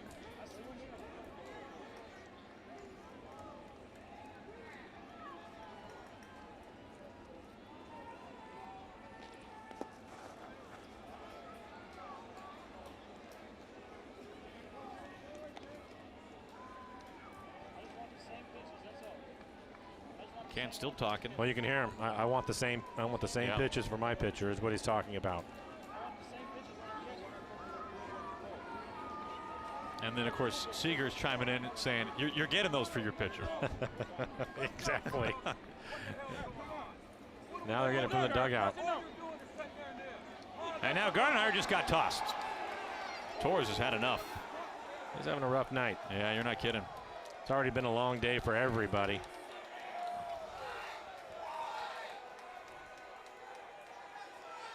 Well, he did not waste much time before throwing Gardy out.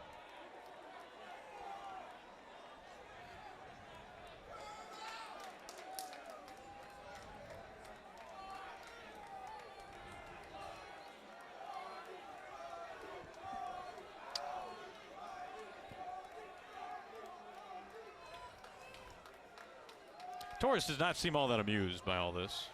Well, he's having a tough night. Yeah. And he's hearing it from everybody. It's never good when you have both sides of the field screaming. At least you're calling it both ways, Mike. Well, that's one way.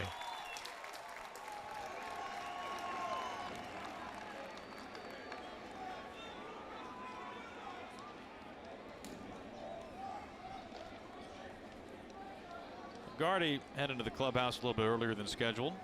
Handed some paperwork off. As far as our German team goes, he's been ejected more than I have, that's for sure. You know, I'm glad you brought that up. There was, when he was with the Twins, they made T-shirts for him after a historic ejection. He was there for a long time. Yeah, he really was. Over a decade, of course.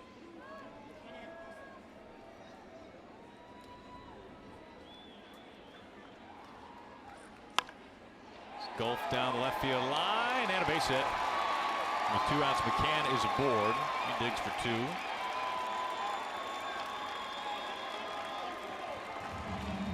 You have to give him credit. He had a pretty good pitch. It was a curveball, probably down out of the strike zone. Felix trying to get him to chase it, and that's exactly what happened. He wants it down. You have to give him credit.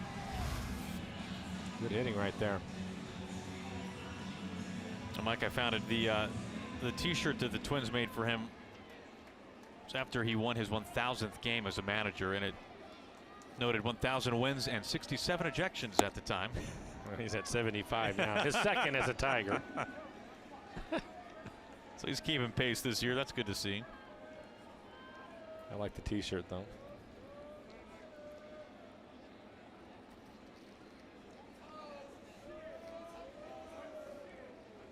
A 1 to Hicks.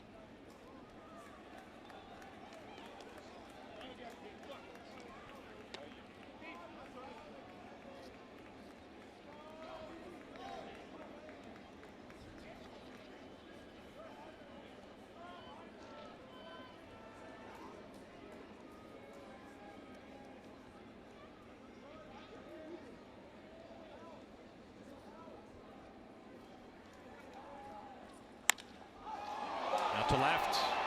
Gamble out of the track, at the wall, and gone.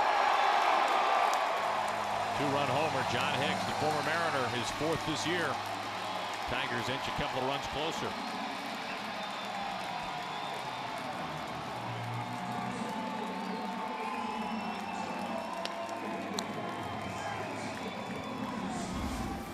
This is on a slider. 83 miles an hour.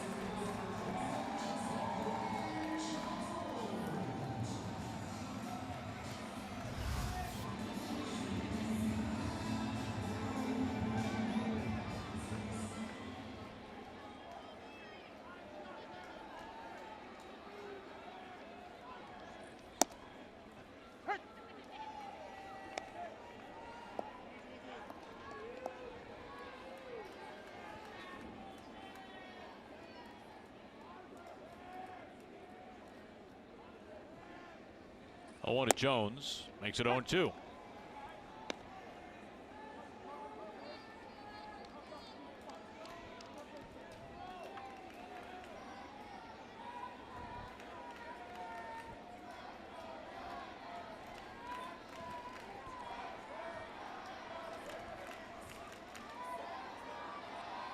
That hits him. Oh boy. Second hit batter.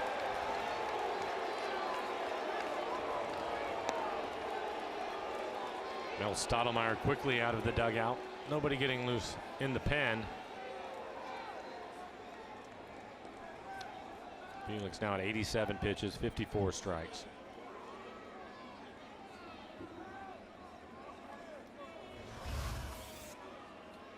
Soft speed pitch just gets away from him.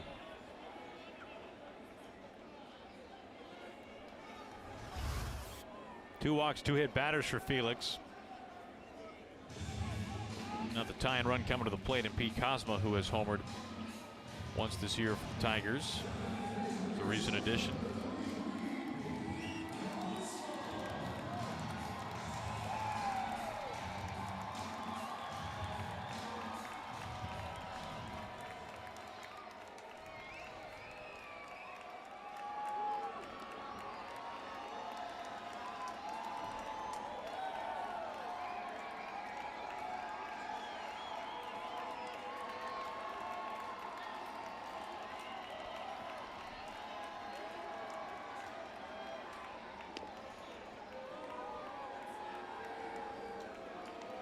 Jones aboard for the second time today, an infield single earlier, now being hit by the pitch. And he was leaning. He looked as if he wanted to try to steal.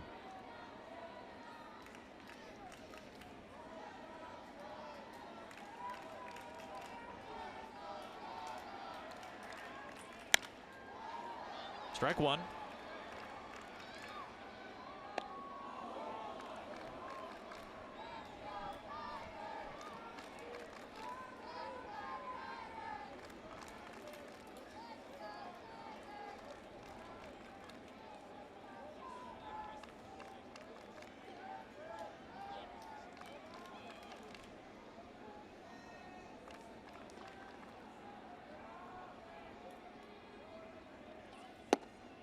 Oh, and 2.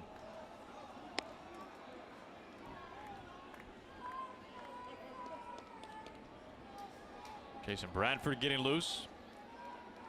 Well, this next pitch will be 90 for Felix.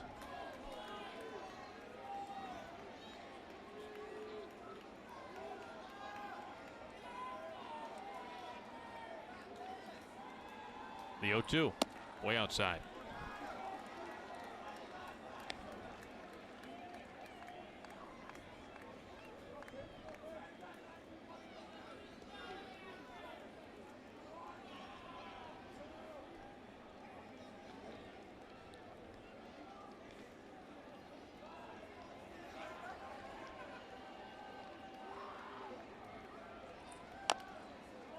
Just gets enough to stay alive.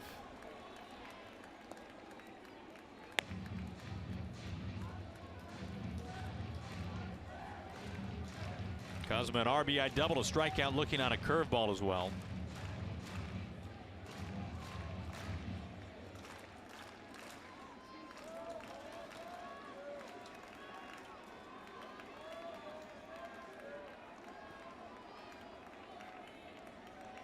Another 1-2.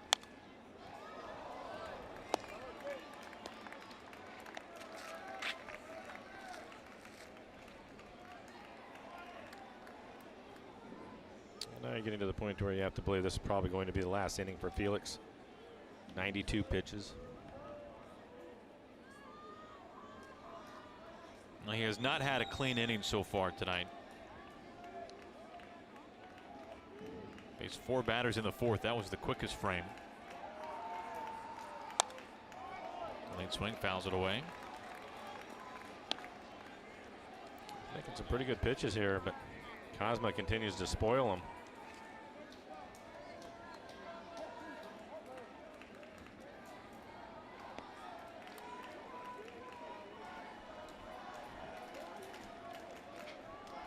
Jones, good speed at first base. 2 outs. You can see inning by inning for Felix. Through the right side with Jones taken off. Jones held at third base as Haniger gets to it. Here comes Jones. He's coming home. Play at the plate. Safe.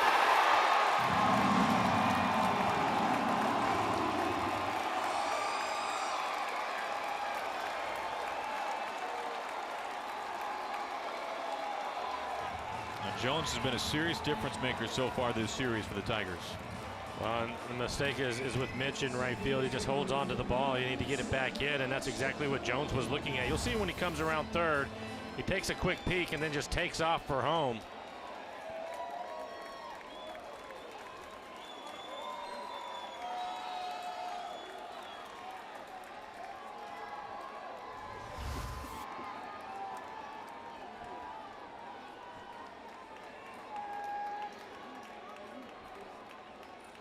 Machado swings at the first pitch. Deep drive out to center, but D is able to curl underneath it for the final out of the inning. One more final look at the run to score. The Tigers are now within 1.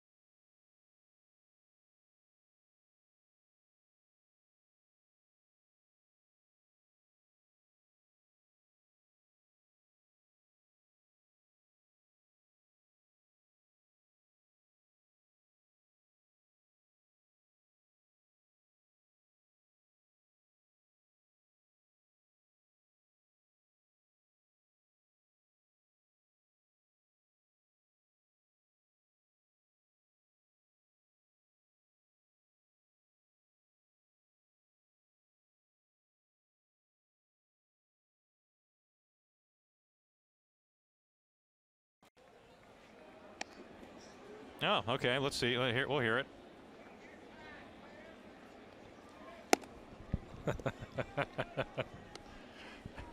Hey, great tie tonight.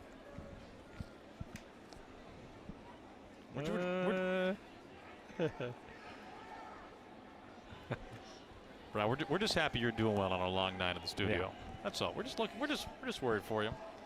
I got plenty of organic comments back there for you.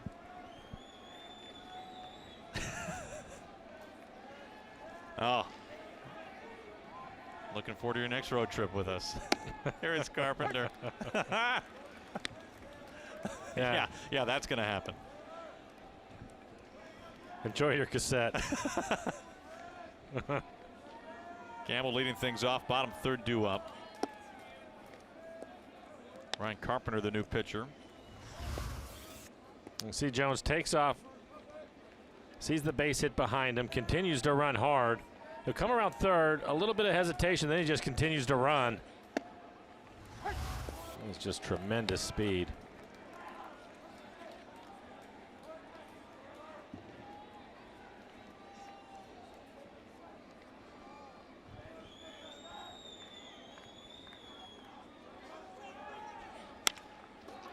The loop over to Kozma at shortstop to make the catch for out number 1. Our first look at Ryan Carpenter. Just one appearance, 3 innings, 3 strikeouts, a walk. Did give up a couple of home runs.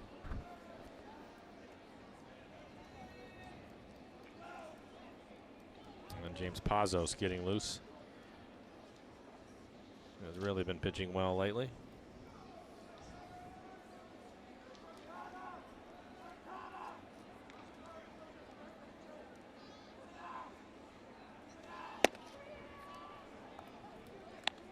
Ball on to Freitas. Now Carpenter, the 26th man, called up from AAA Toledo prior to today's doubleheader.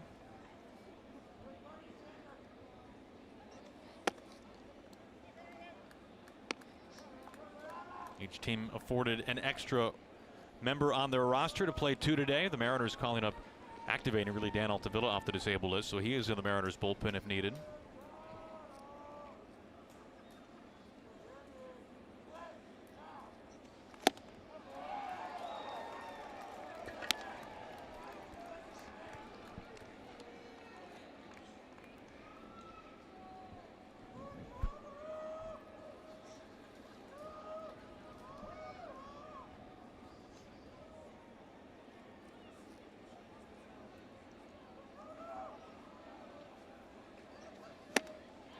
Evens up 2-2. A couple of high fastballs at 92, right at the top of the strike zone.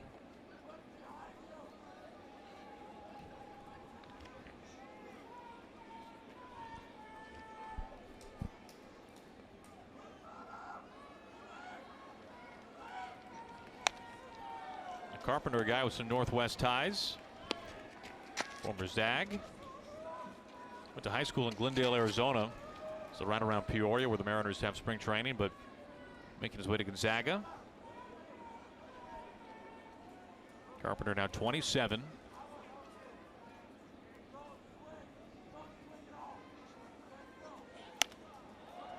Soft pop-up, foul ground. Over by the Mariners dugout, down the steps, McCann hold it on. The only guy who moved faster than McCann was the ball boy, who ran with his stool down the steps to try to get out of McCann's way. Job well done. Good hustle. Great feet here, Mike. Good feet. There he is, down the steps. Can't even see the steps.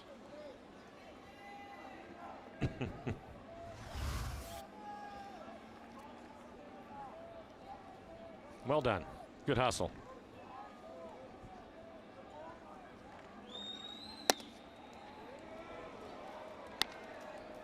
There have been plenty of big leaguers who have landed on the disabled list for doing something just like that and tweaking something. Full count now to Freitas.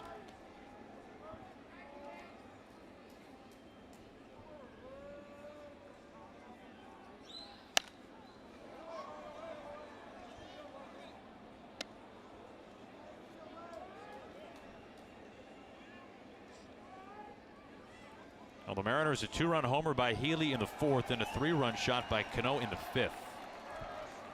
So the Mariners are still holding on by a run after the Tigers put 3 across the plate in the bottom of the 5th inning. Inside. 1-out walk to Freitas. He's on base for the first time.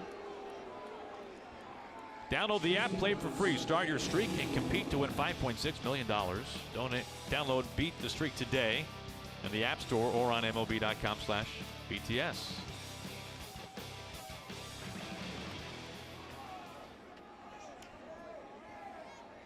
Romine has taken a couple of walks today and scored a run.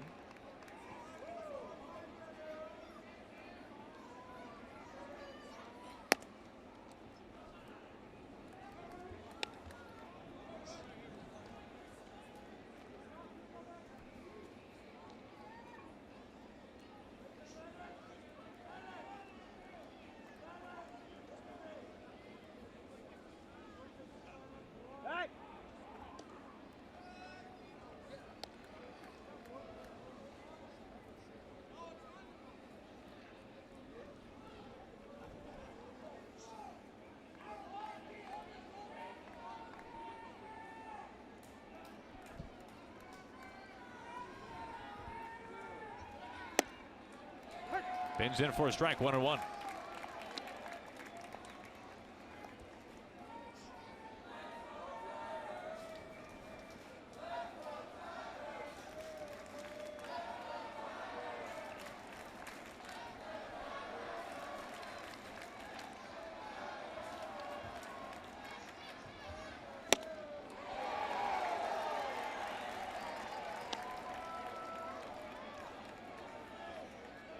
Romine behind the count, 1-2, 1 out. Freitas the walk at first base.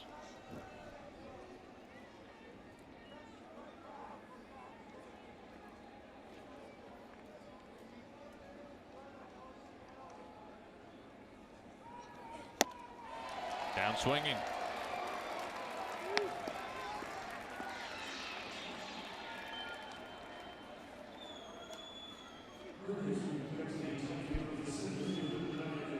Two outs, one on. Top of the order here is D. Gordon.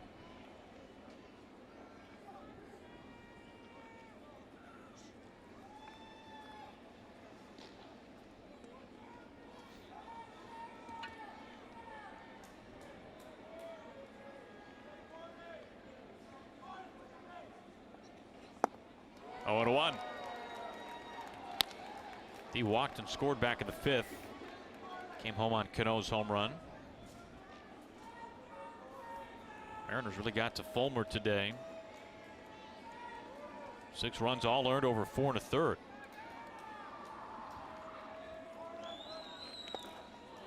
I got him. Hit him with a curveball.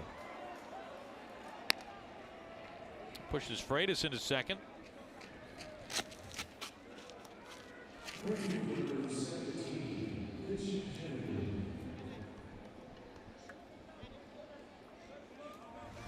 Started him with a breaking ball and then hit him with a breaking ball.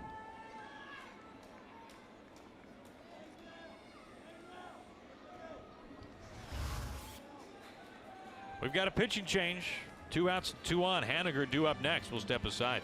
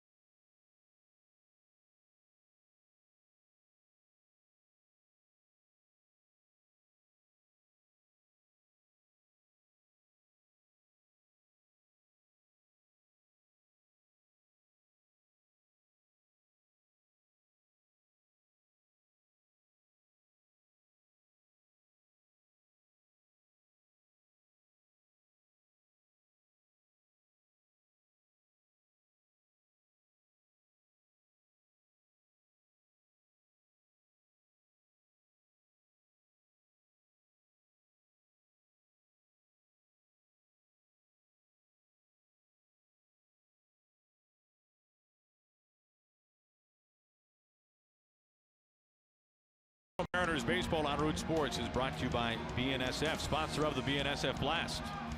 By CenturyLink, connecting you to the power of the digital world. by Money Tree, proud to make a donation to Mariners Care for every Mariners win.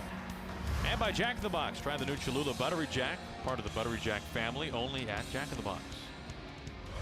Well, last night after the rain out, some bowling. How do you think you would do with that? Well, it'd take me a few throws to calibrate the proper angle. Right. And then after that, I think it's good night, game over. Yeah, I would agree. I think that would be the case for both of us, and that's the reason why we weren't invited. I think it's a good. They didn't want us to dominate. Well, and we're already thin enough on broadcasters, to be honest. Very good point. We'll learn the hard way. 2 outs and 2 on, as Haniger looks at strike one from Buck Farmer. Farmer pitched in the first game today. 18 appearances, a 3.79 ERA, 23 strikeouts in 19 innings. He also has 11 walks, so the walk total a little bit high for him. Saw the changeup right there. Fastball, changeup, curveball, slider, but typically fastball change. His average fastball 94 miles an hour.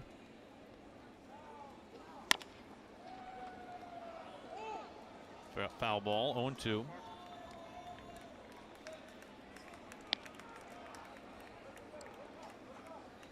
The Mariners have 2 men aboard without a hit. Freitas walked. Gordon was hit by a pitch.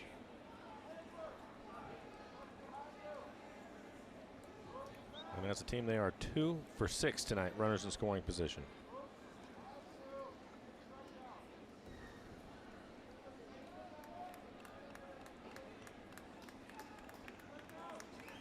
The 0-2.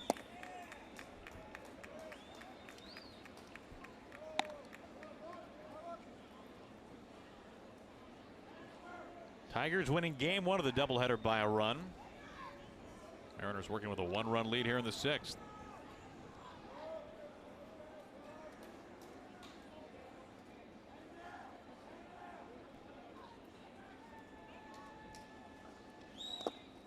Evens up 2-2.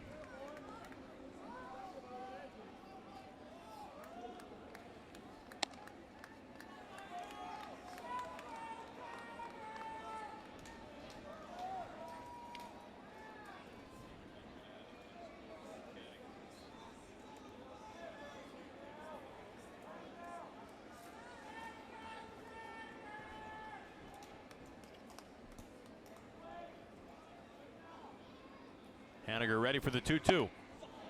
Inside, full count.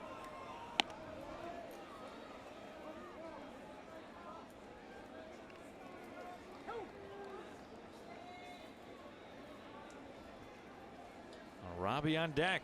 3-run homer his last time up.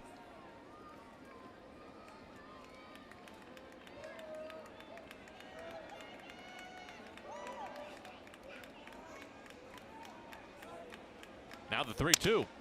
Broken bat over to third base. Candelario throws to first in time to end the inning. Mariners strand a couple to go to the home 6th.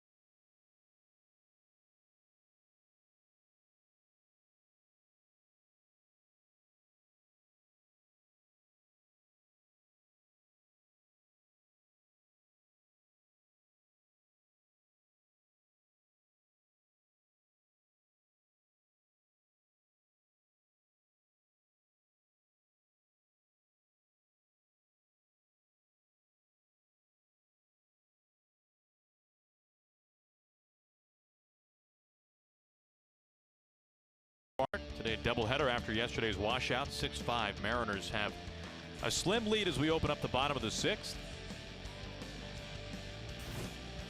Felix done for the night. Mike, his final line.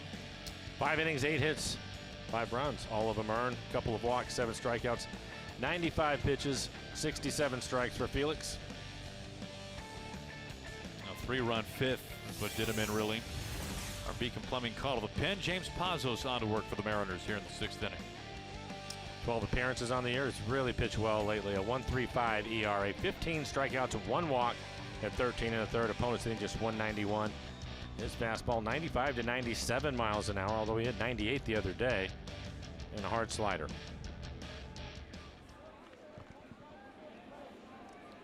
Took the leadoff hitter to begin things. First pitch bounced around to Romine, the former Tiger. A little bit of a high throw, but Healy gets up tall enough for out number 1.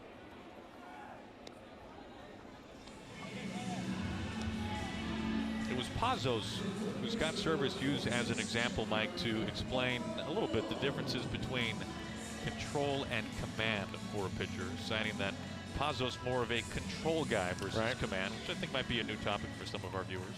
Yeah, I think that when you're talking about command and control, for Pazos, you'll see a lot of times when, well, David Freitas catching now, but they're not trying to really work the corners too much. He's relying more on his stuff, and he has a great fastball, as you can see. So the control part of him is just throwing strikes.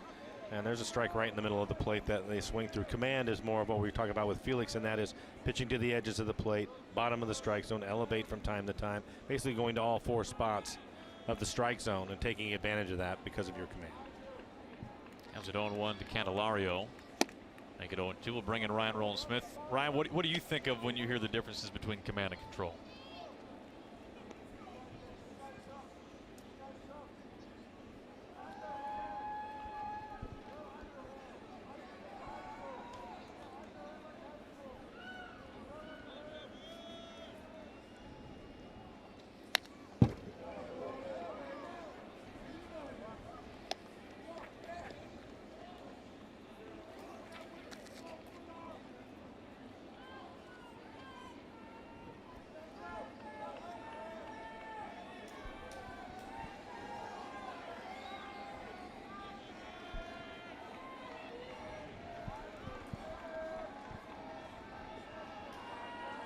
Ryan, just for the record, the credit goes to me, not to Mike. Ryan, I brought that up. Okay, as usual, I'm the Pistol Pete of the booth. Okay, I'm John Stockton. All right, I dish it, and then Mike finishes it. I just want to get that clear.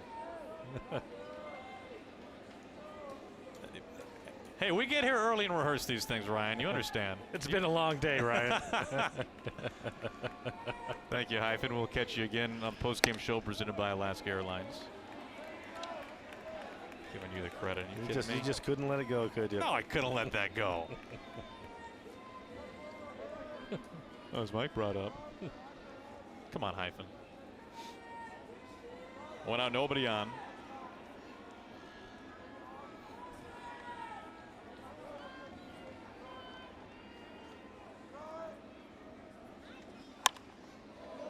Late swing. I don't know how many pitches we've ever seen from Pazos at 79 miles an hour. Not many. He took a lot off that breaking ball. And that almost looked like a curve. It did. He's trying something.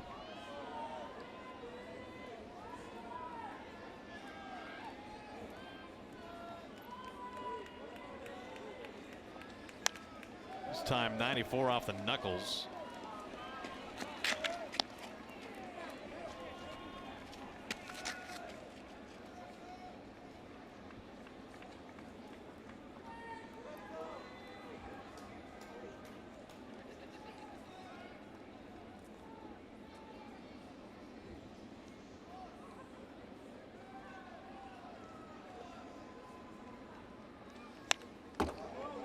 Back another heater.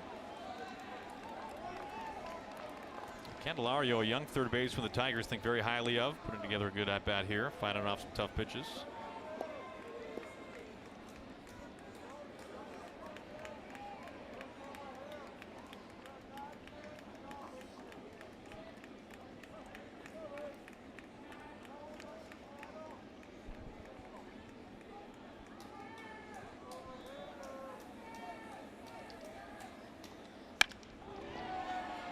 Little loop over to Healy. Makes the catch. 2 outs.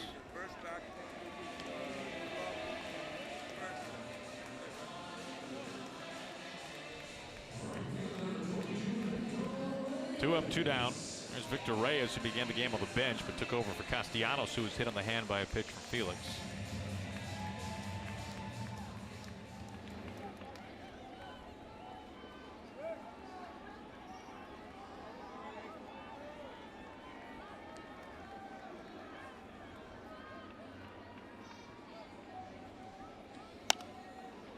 Swinging strike 1. James really pitching the right-handers inside. He has a good fastball again tonight. I'd say he's pretty consistent with that. His velocity is almost always there. But throwing a lot of strikes. 11 pitches, 10 strikes. Good control tonight. I was going to ask control command. Good control. Why split hairs? He's pitching great, Mike. He is. He has been.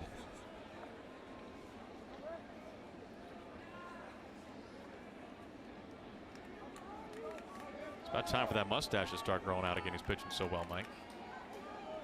Yes. Well, that needs to start tomorrow morning.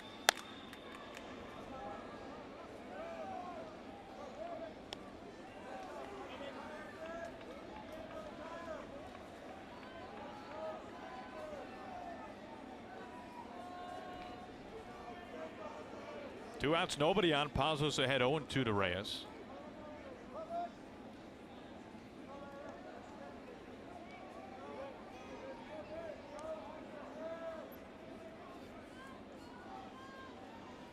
Another 0-2.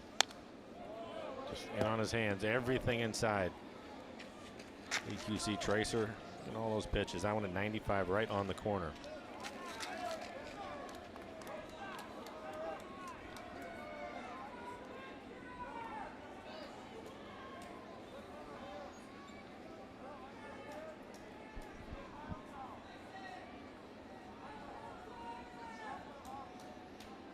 Again, the 0-2.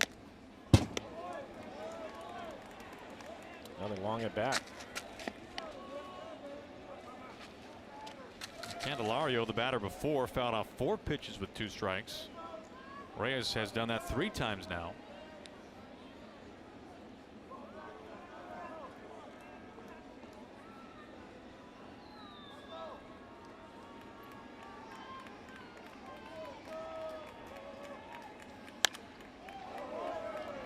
More of the same.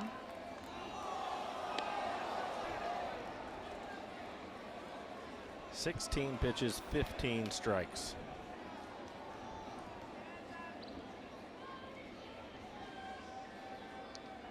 He might be moving over to that command. Now that is full-fledged command. That's command. There you go. Let's get Jamie Moyer on the horn. He would agree with that.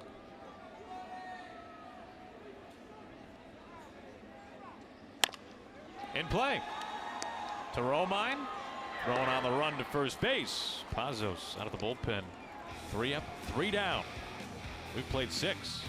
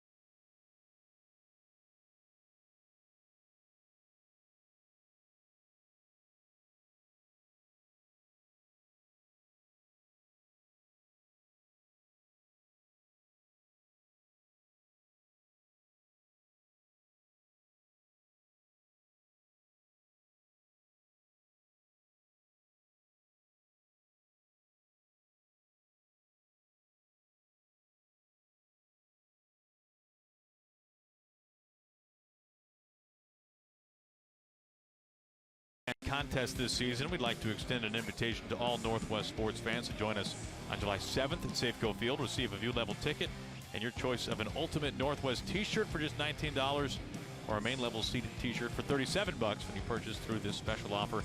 For details, just visit mariners.com/ultimate. Staying warm on a cool night here from Comerica Park.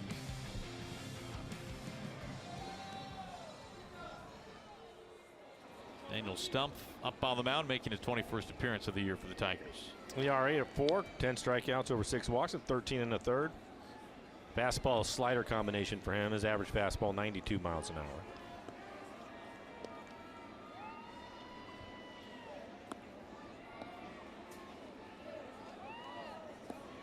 Facing Cano, who went deep for a 3-run blast in his last at-bat. That was in the 5th.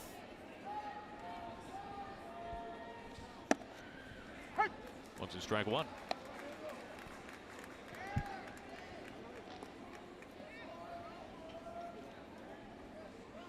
Now, the Mariners have not lost a road series this year. They will have to hold on to the lead in this one tonight for a chance to preserve that mark behind Paxton tomorrow.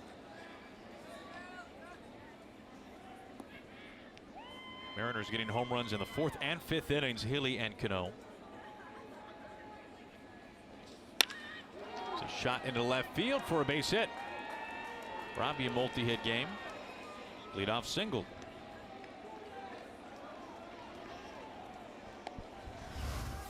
There's a great example of what we were talking about earlier. High fastball, 93 miles an hour. That fastball probably up out of the strike zone.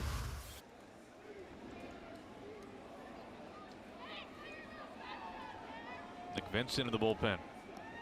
Robbie, I was thinking about him hitting the high fastball, and most left-handers prefer the ball down, but for him it doesn't matter.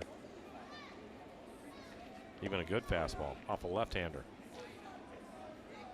There's Nelly.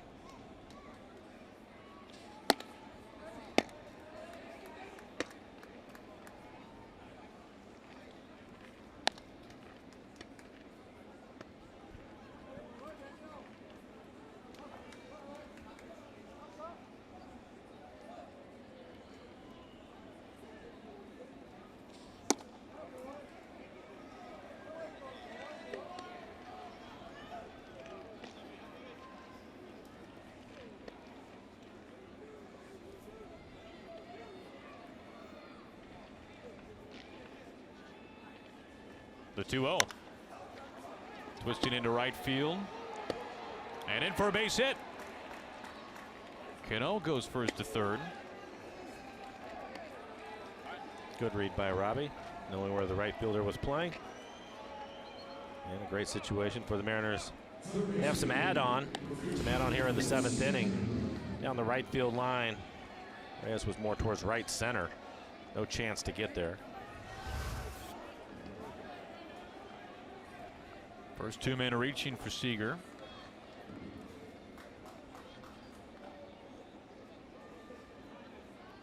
Kyle 1 for 3 with a double. 21 RBIs on the year.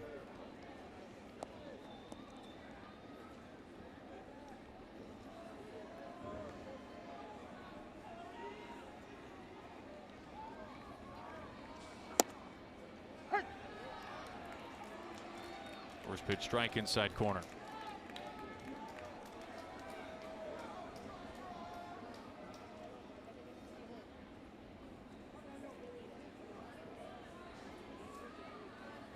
Big chance here for the Mariners. That goes Cruz. Wow. Take it off. Nelly. The quad is feeling a lot better. Rip that bag out of the dirt. You hoist that over your head.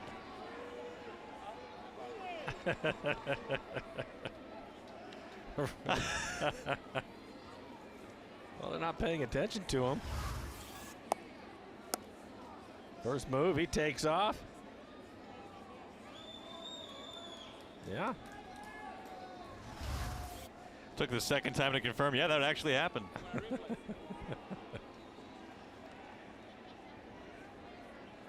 And now they're going to take a look at it to make sure. Now you can't do this to Nelly. No.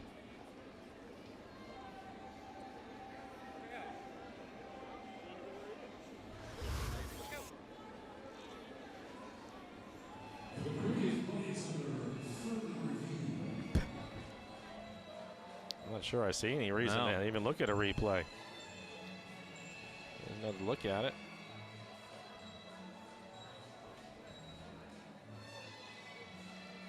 He never leaves the base. I think he's fine.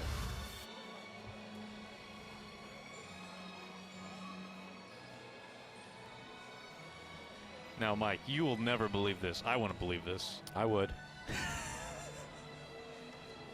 That's Nelson's, if it stands, his 76th stolen base. I'm not surprised. He had 20 bags back in 09.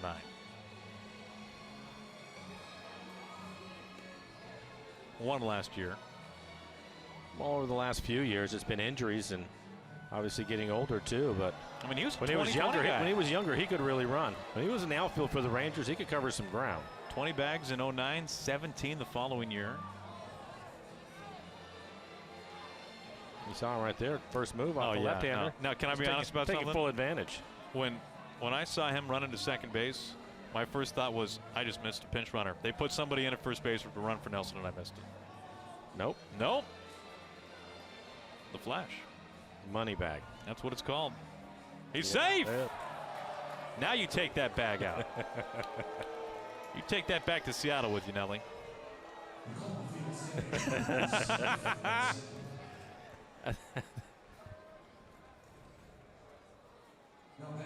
Well, the Tigers will bring their infield in.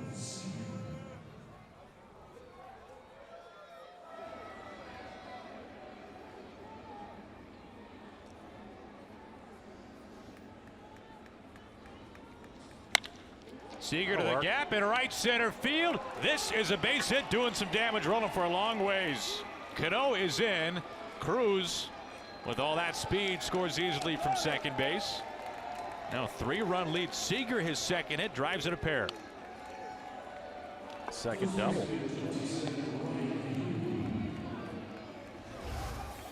Being aggressive early in the count.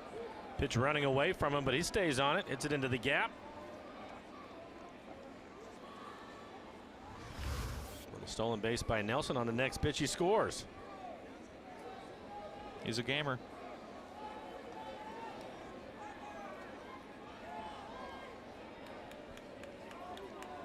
First pitch to Healy.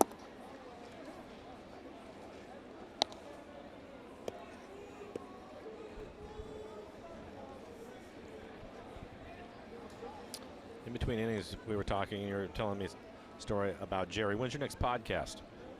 Just knocked one out the other day, in fact, Mike. Really? Did Colin O'Keefe text you? Is this where this is coming from? No, why? Colin, our esteemed producer. Although I gotta he deserves some credit, though. I gotta be honest, Blow. I'm doing way more work than he is. The 2-0. This gets away from McCann. Seager, who just scored a pair on the double, now in at third base. On a wild pitch.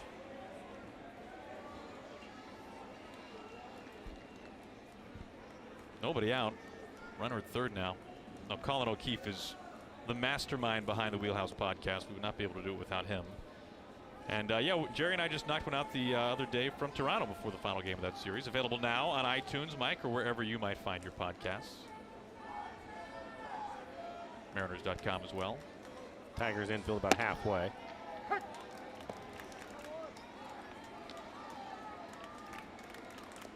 Is that something that you will do all summer? Yeah, we've been on a pretty good pace of a couple a month, I would say. Yep. Which is awfully kind of Jerry, given his schedule.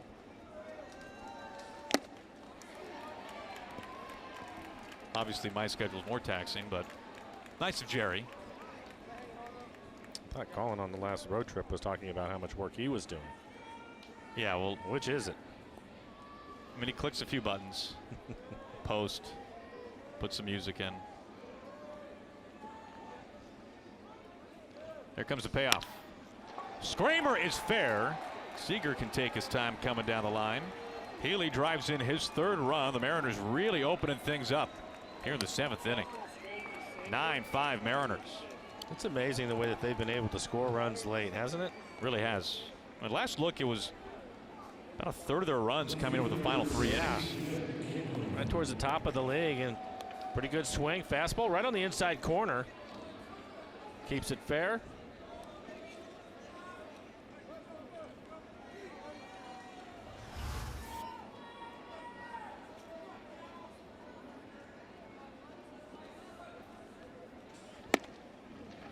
Strike one to Gamble.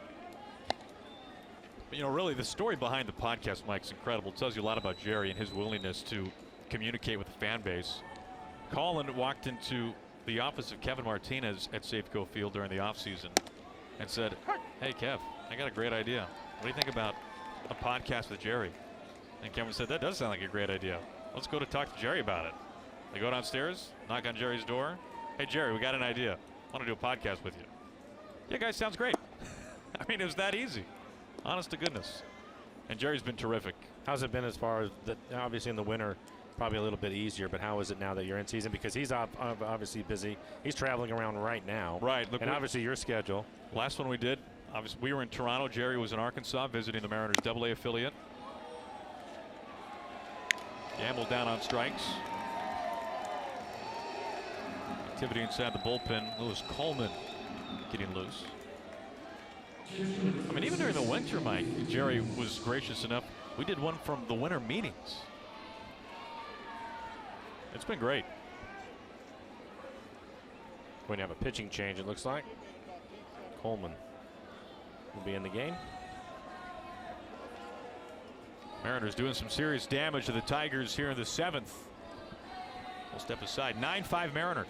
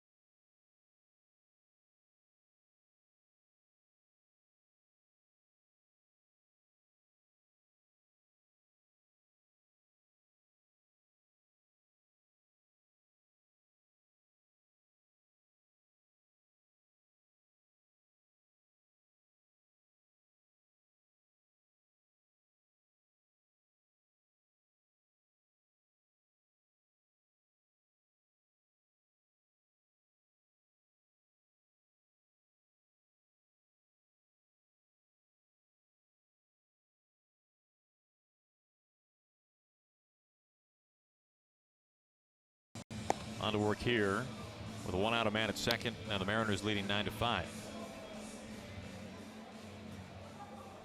And as you can see, making his debut.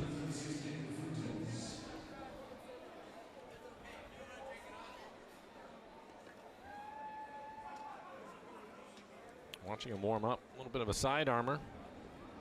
Definitely a little bit below 3/4.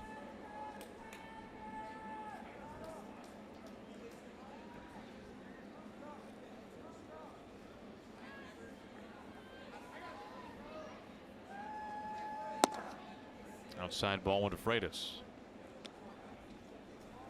Well, Coleman has pitched in part of 6 big league seasons. Like right when pitchers and catchers were about to report this year for camp, he was unsigned. Pitched his college ball to LSU.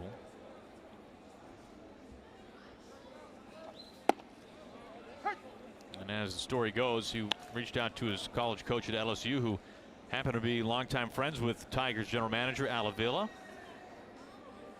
A couple of weeks later, Coleman was in Lakeland, Florida in Tigers camp. Now finds himself pitching for the first time this year in a Tigers uniform. 2-1.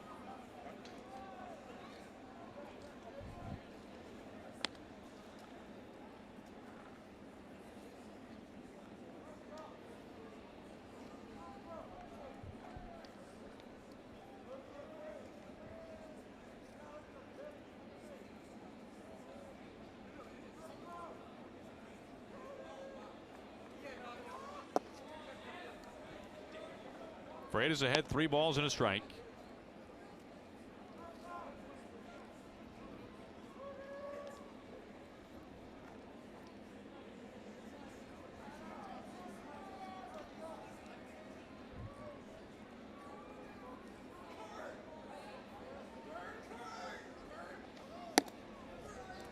Freitas draws the 1-out walk. Walks for the second time.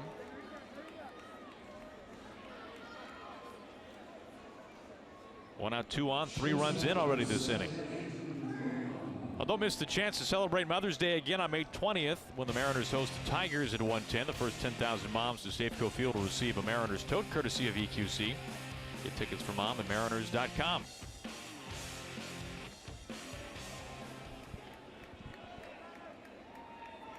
Two on, 1 out. Romine looks at a strike.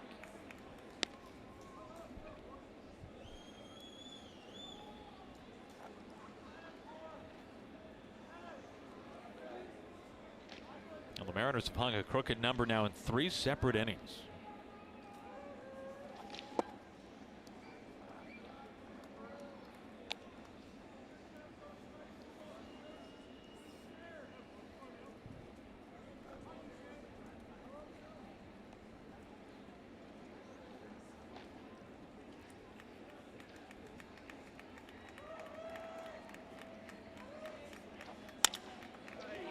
Towards left field, but a foul ball. And a new bat will be needed for Romine.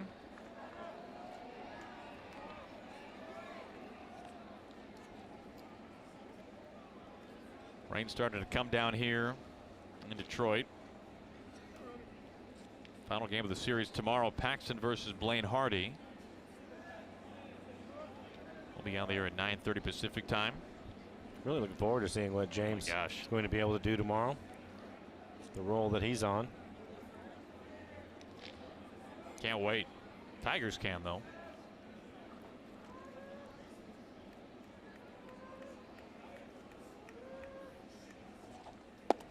You know, for those of us who've gotten to know James well over the years, this doesn't surprise any of us. When yesterday, the tarp was on the field, of course, and this was during a point well before the game where there was literally no one out on the field. It is raining. Hours before scheduled first pitch, and there's Paxton in right field running sprints.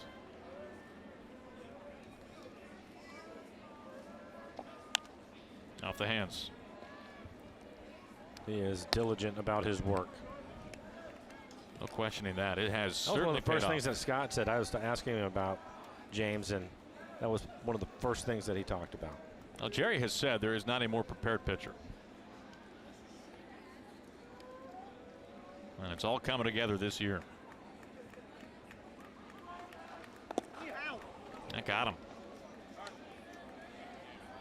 Bags packed. Romine on base for the 3rd time without a hit. Has walked twice, now hit by a pitch.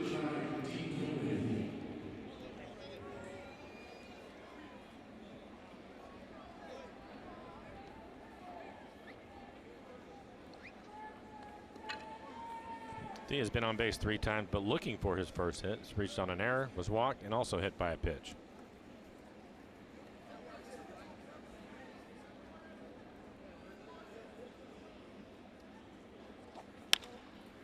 Shoots the first pitch foul. He's the 8th batter this inning.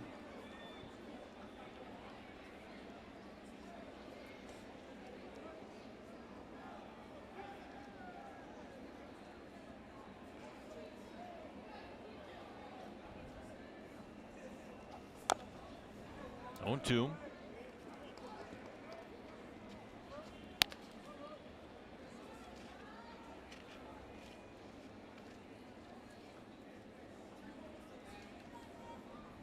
Mariners have him loaded. Healy at third base. He reached on the RBI double.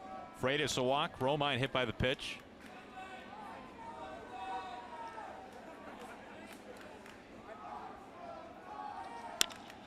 Out to left field. Matuk playing shallow. Makes the catch. Healy coming down the line. Play at the plate. Tag applied. He's out. Healy wants him to check it right away. Ryan thinks he was safe.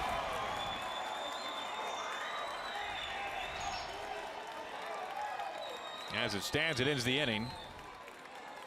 We will take a look. The throw beats him. It's just a matter of whether he's able to get his foot in there before the tag.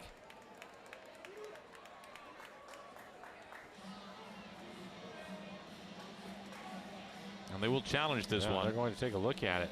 Tags him high right up on his hip.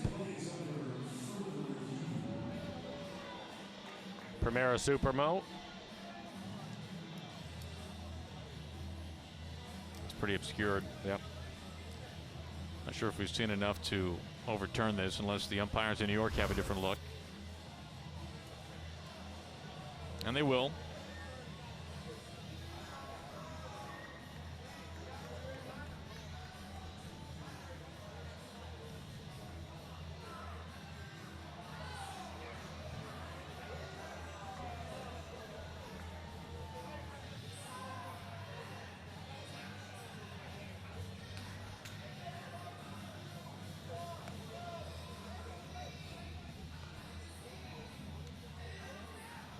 The Mariners have scored 3 runs this inning, hoping for a 4th.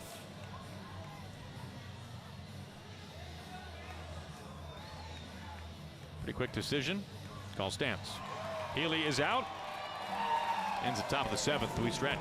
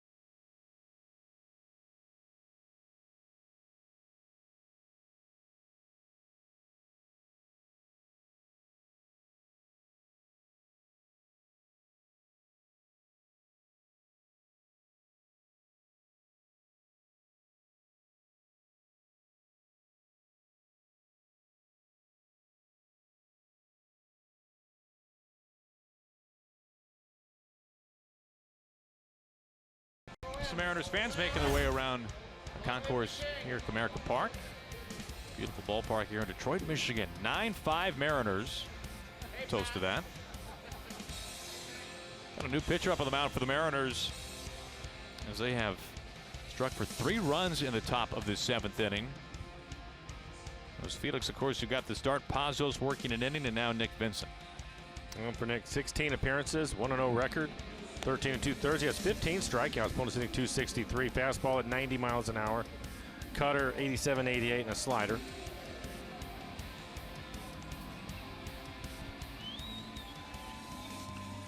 Continuing to rain.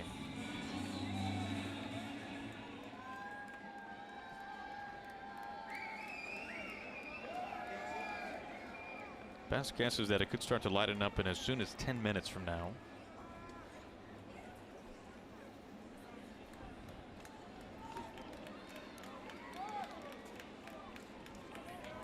By the way, when I see those Tigers up there, I think of one person. A former Tiger, but more notably a former Mariner, Fernando Rodney. Rodney, during his season of glory with the Mariners, of course, locked down a save here, Comerica Park, and on his on-field interview afterwards, he shot the arrow, right? Of course. He was asked, "Hey, Fernando, where'd you shoot that arrow?" Now, keep in mind, he played for the Tigers. He said, "I shoot the lion." Well, that's next door. These are the Tigers. Close, very close.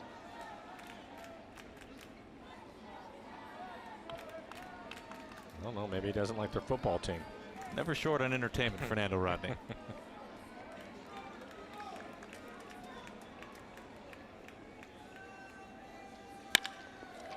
Robbie lined up in roughly the right spot. And there's out number one.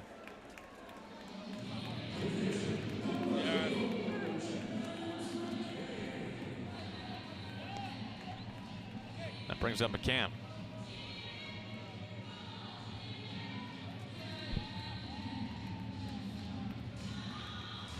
Not sure how much sleep is being had at the McCann household these days, Mike. James, the proud father of new twins. I saw that today. A little video here in the ballpark. Oh, yeah? Yeah. Congratulations, yes, by the way, but you're right. Not much sleep for him. Very young twins. I heard an interview with James unrelated to him being a dad. He was asked the question, and I think you would agree with this, but I'm curious your answer. Because of all the cold that they've had here in Detroit, yeah, they asked him, would he rather play a game when it's, let's say, 35 degrees, pretty frigid temperatures, or play a game in Arlington, Texas when it's 102? Mm-hmm. He said he would rather have the heat all day long. Without question. Yep.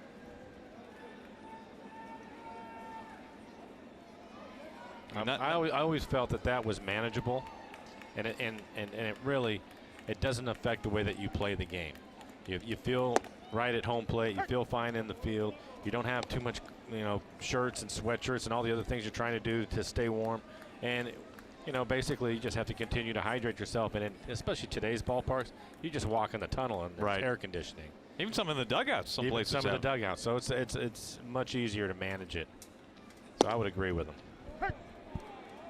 He was then asked if the catcher's gear helps keep him warm, and I think the answer to that was a firm no. No.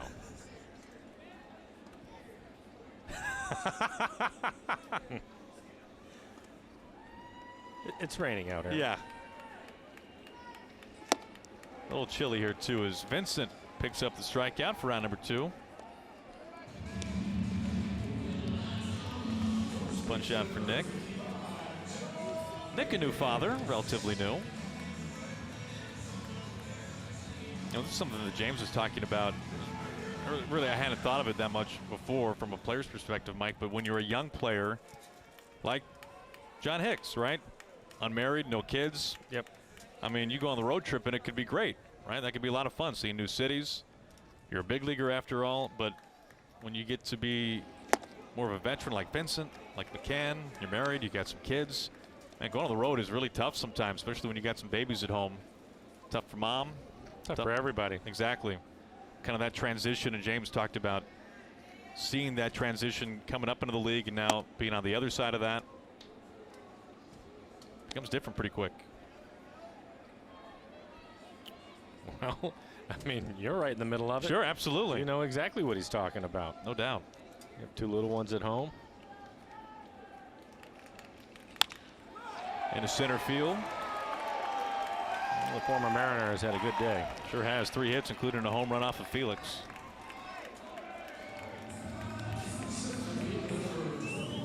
And we are eager to see what James Paxton has in store for us tomorrow. We're on the air at 9:30. James versus Blaine Hardy. It's a good matchup. Hardy making his first career big league start. Has pitched just a few times in relief so far this season. Has been a starter in the minor leagues. And he'll be on a major league mound as a starter for the first time. Jordan Zimmerman on the disabled list, so he's taking Zimmerman's spot on the rotation, at least for now. First pitch to Jacoby Jones.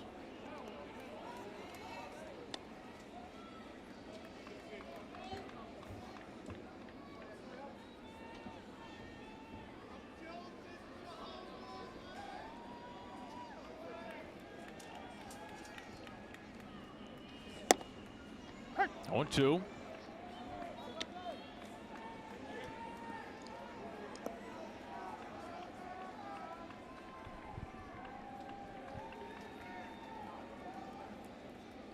Two outs, Hicks at first base.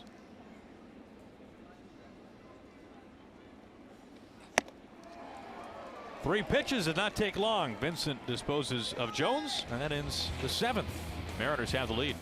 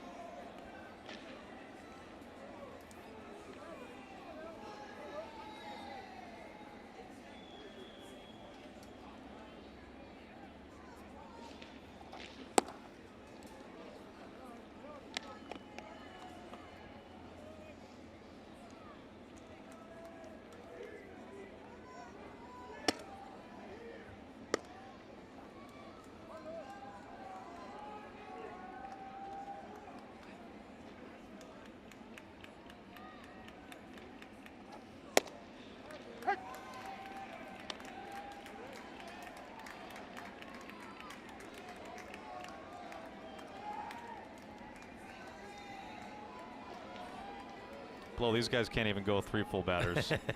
You kidding me? Bro, we've been doing it. We've been doing this all day, man. Yeah, no kidding. All day. No kidding. There we go. Now we're talking. Way to go, Bradham. Nicely done. Nicely done.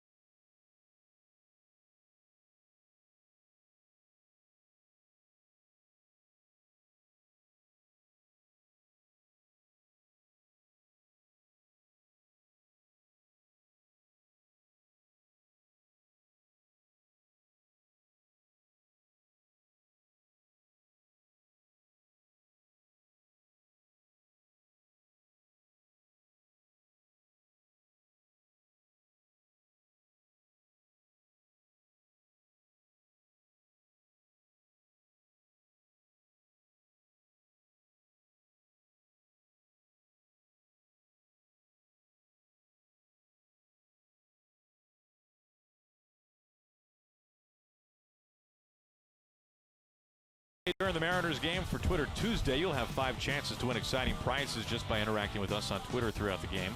We'll be posting questions. Want to hear from you, so be sure to watch and follow us on Twitter at @RootSports_NW. For giveaway rules, visit us at rootsports.com. A young Mariner fan of the house tonight. Take a look at the calendar. What's coming up? We know that for the Mariners, 3 games in 24 hours with a doubleheader today, and then the 1:10 first pitch local time tomorrow. We're on the air back home at 9:30. Mariners will then play the 1-game makeup on Monday. That'll be a 4:10 first pitch Pacific time. Back home, the Rangers for 2 before the Tigers come to town. So the Mariners will be done with the season series against the Tigers by the time the next homestand comes to a close, as Juan Nicasio is up on the mound to work things in the 8th.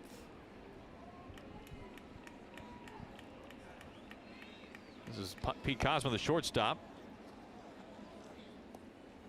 Kind of piece of Freitas, 0-1. 18 appearances, ERA right at 6, 19 strikeouts, just the 1 walk in 18 innings. Struggled with his fastball command at times. His fastball will be 91 to 96 miles an hour with a hard slider.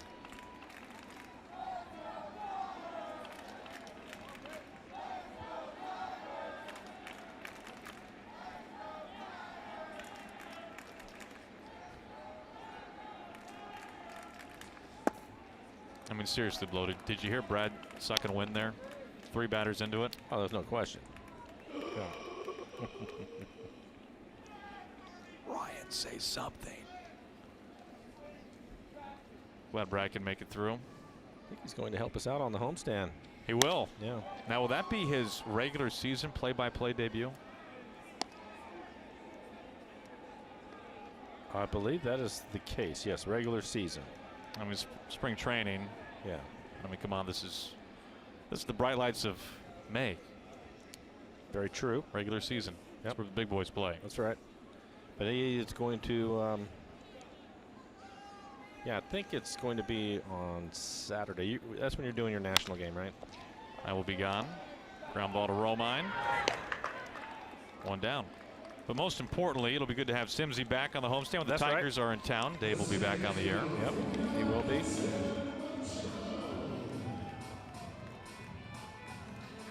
Brad will be, I'm sure he's prepping already for his. And Dave's still on the men, so it'll be 3 innings he's going to do on the homestand as far as the TV side of things. And then he's going to have 1 day on radio, I believe. So he'll be hanging out with Rick. But the good news is that he'll be back in the booth. That's very good news. First pitch swinging. Dixon Machado fouls it away.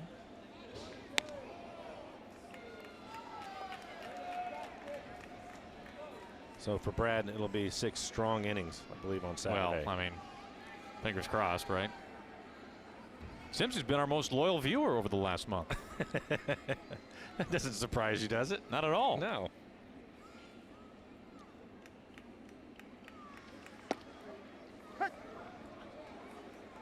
Oh, 2.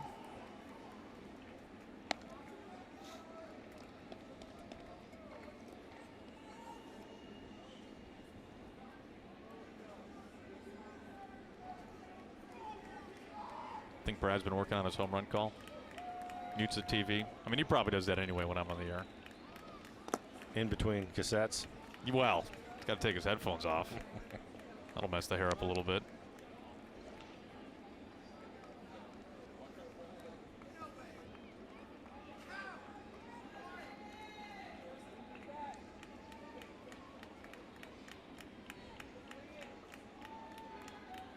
One out, nobody on. The 1-2.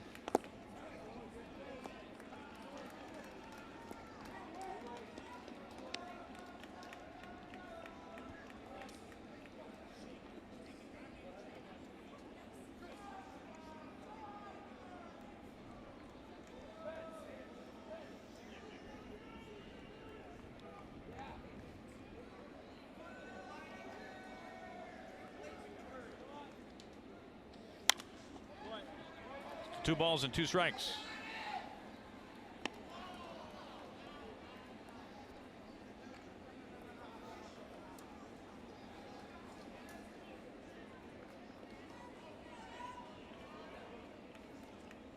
Nicasio taking over for Vincent, who spun a scoreless 7th.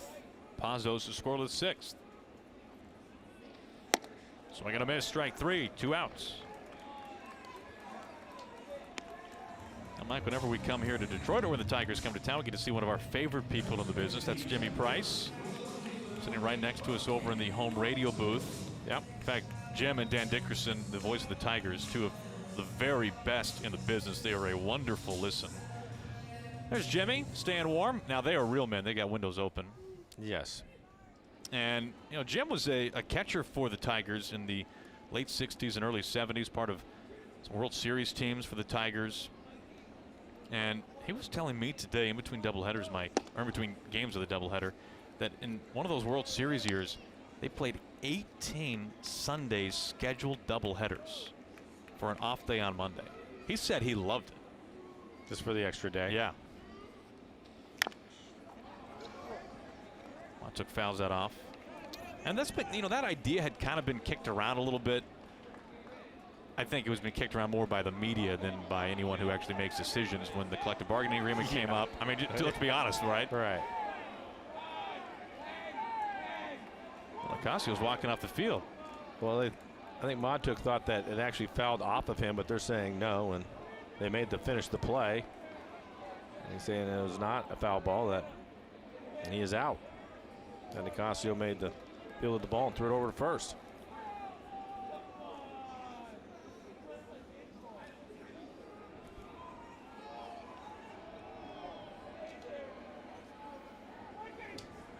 Nicasio ready to send this one to the 9th.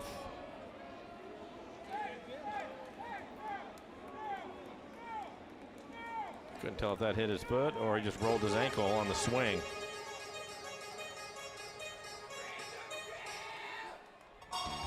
Well, they're saying that's the end of the 8th.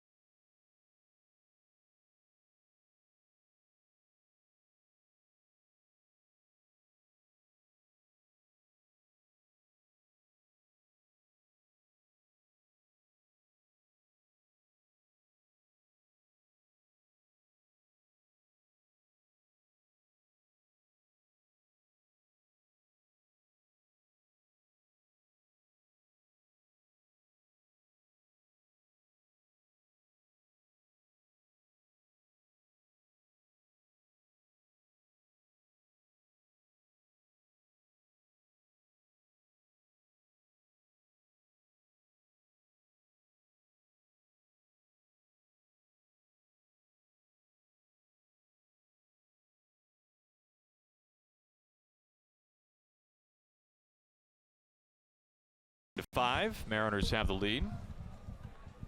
A rough night behind home plate a little bit this evening in both games.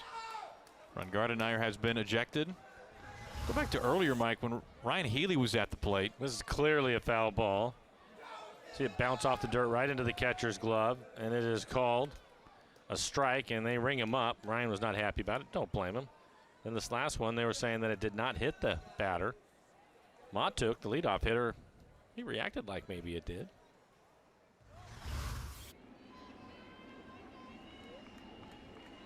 Moe proceeded the 9th. First pitch strike to Kyle. Zach Reiniger, the new pitcher up on the mound, making his season debut for the Tigers.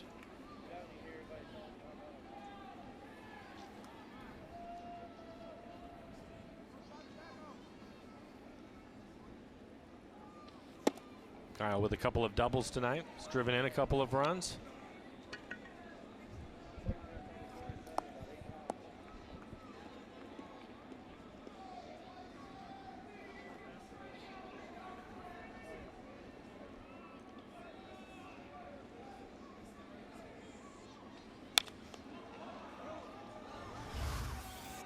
This is the last one.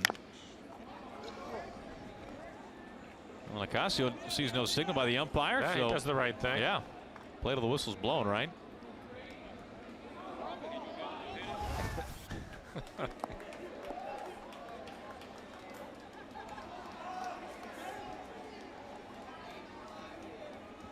like Kyle's reaction.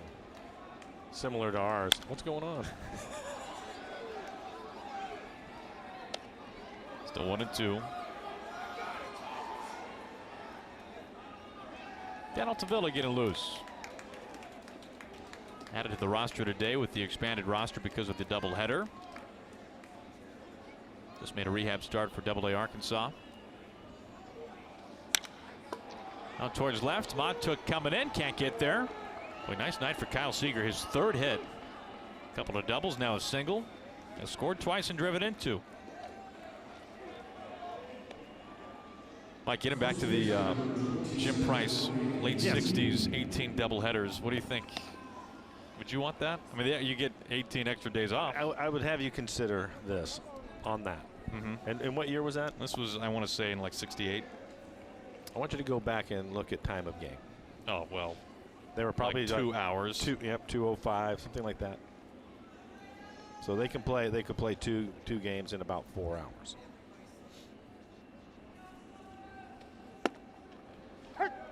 Strike 1. You don't seem as interested anymore. Well, you can play 3 games if they're taking 2 hours apiece.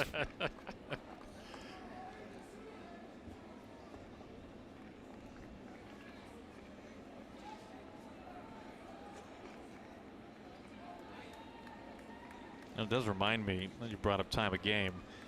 After Paxton's no-hitter, the second no-hitter ever thrown by a Canadian-born pitcher, and the other was Dick Fowler, who did this back in 1945. So this obviously predates the era that we're talking about, the late 60s. But that no-hitter, Mike, was thrown in 1 hour and 15 minutes. There you go. Is what we call 3.5 innings these days. That's about right. Healy playable out to center field. Jones makes the catch. Seager staying put. There's out number 1. Well, they're already trying to make adjustments and give the guys a few more days off over the course of the summer. And I think this year the schedule, and we'll see how it goes moving forward, but I think the schedule, as far as just the travel that I'm talking about, certainly is going to be better for them this year. Part of that is because of the interleague play and then playing in the West. That certainly helps.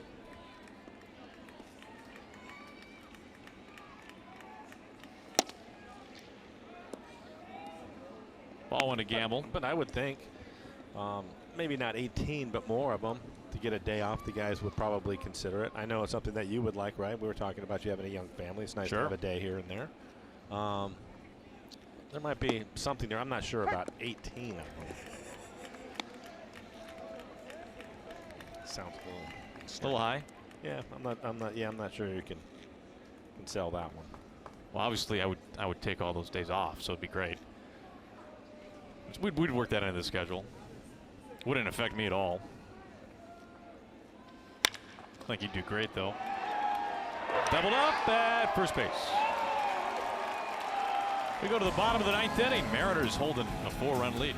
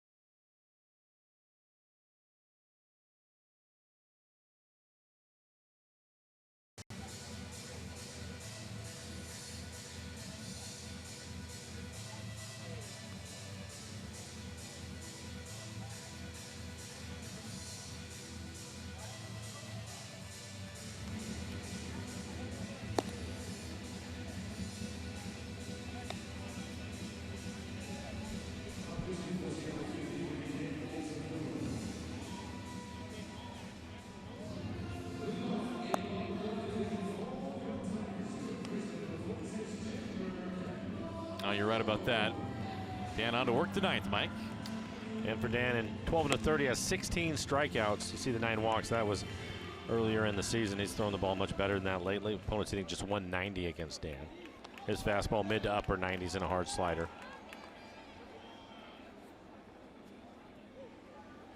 We'll face Jammer Candelario, number 2 hitting third baseman.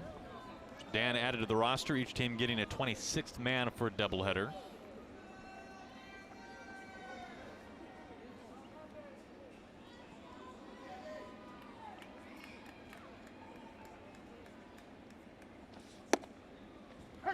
Good start, strike one.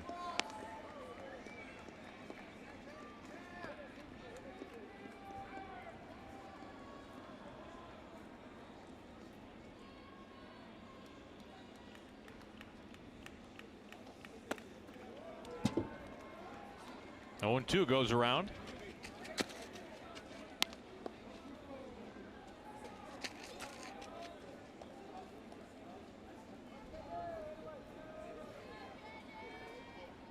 They got the shift on for him.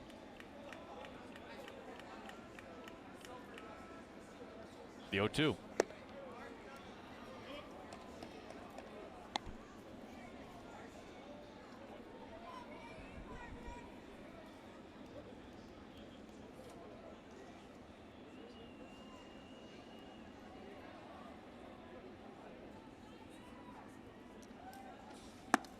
So I'm going to miss for strike 3. Good slider. There's out number 1.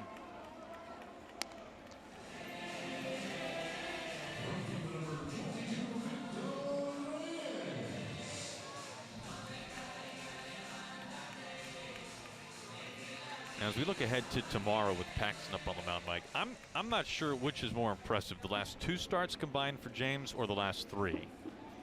Some basic numbers for you, Mike. All right, last 10 strikeouts, right? Of the 3 starts. Exactly. Yeah, that's kind of where it comes up. So last 2 starts, we're talking about 23 punch-outs over 16, no runs. Last 3 starts, 2 runs. I know, 2 runs. 33 strikeouts, 22 innings. I mean, either way you slice it, that's a pretty good stretch.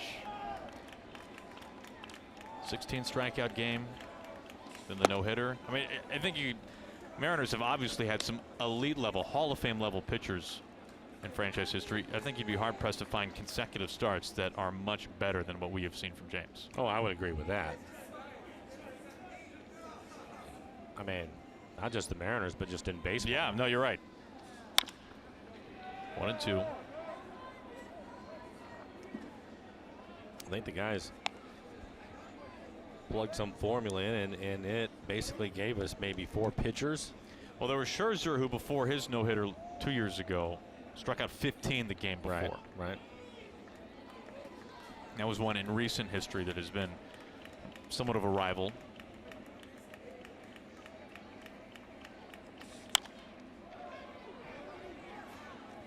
Still 1-2 to Reyes. 99 on that fastball. He is throwing hard. I just think it's going to be, it'll be fun to watch him against this Tigers club, an aggressive swinging team, and see how he's going to attack them. I thought it was interesting when you mentioned the 16 strikeouts, it was fastball, slider, and then in the no-hitter he used his curveball quite a bit. Best curve we've seen from him. Best curveball he's had. All right, so best starts prior to a no-hitter. We're going back to 1938. We mentioned Scherzer. I take it back. 16 strikeouts. I said 15. No runs. And then Johnny Vandermeer, of course, threw a no-hitter before his other no-hitter. That was pretty good. And we looked it up, too. The start before his first of 2 no-hitters, he allowed a run over 9 innings, so not bad either. D. Gordon slides and makes the catch for out number 2.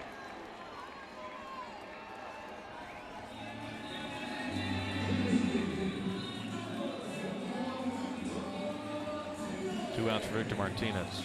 Well, Paxton, that was the 5th individual no-hitter in franchise history, and in the following start, all of the previous 4, either the first or second hitter of the following start has picked up a base hit. So we'll see if that trend continues or not tomorrow with James.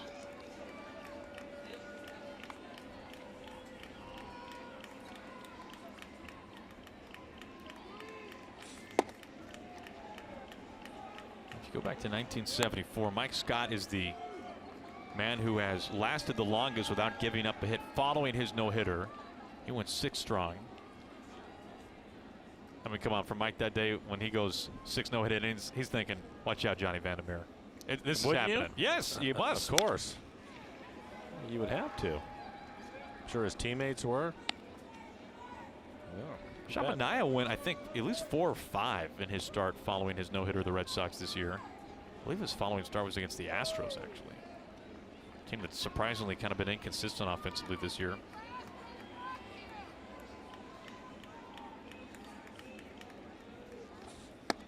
Two and 1.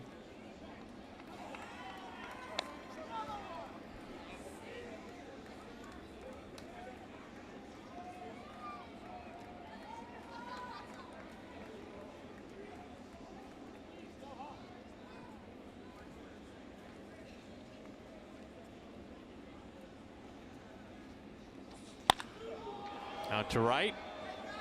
This is hooking and a foul ball.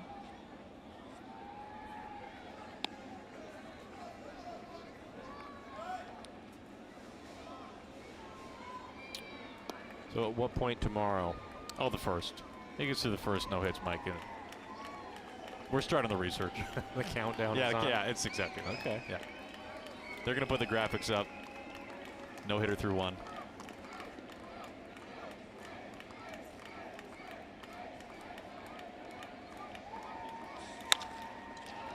Rolled over to Robbie in shallow right field. And the Mariners take game 2 of the doubleheader. They've got a chance for a series win tomorrow behind James Paxton. Yeah, get a split today. Great to have Dan Altavilla back. Some really nice offensive numbers for the Mariners up and down the line, including Kyle Seager with 3 hits and a couple of doubles. Robbie Cano, a home run, a 3-run home run for him. You can see the 12 hits and the 9 runs, but it'll be a short night. Guys, come right back for day baseball tomorrow. Looking forward to seeing what James Paxton has in store for us tomorrow. Mariners win game 2 of the Twin Bill 9-5. Mariners post game presented by Alaska Airlines begins right now. Hyphen, Bradham, you boys take it away.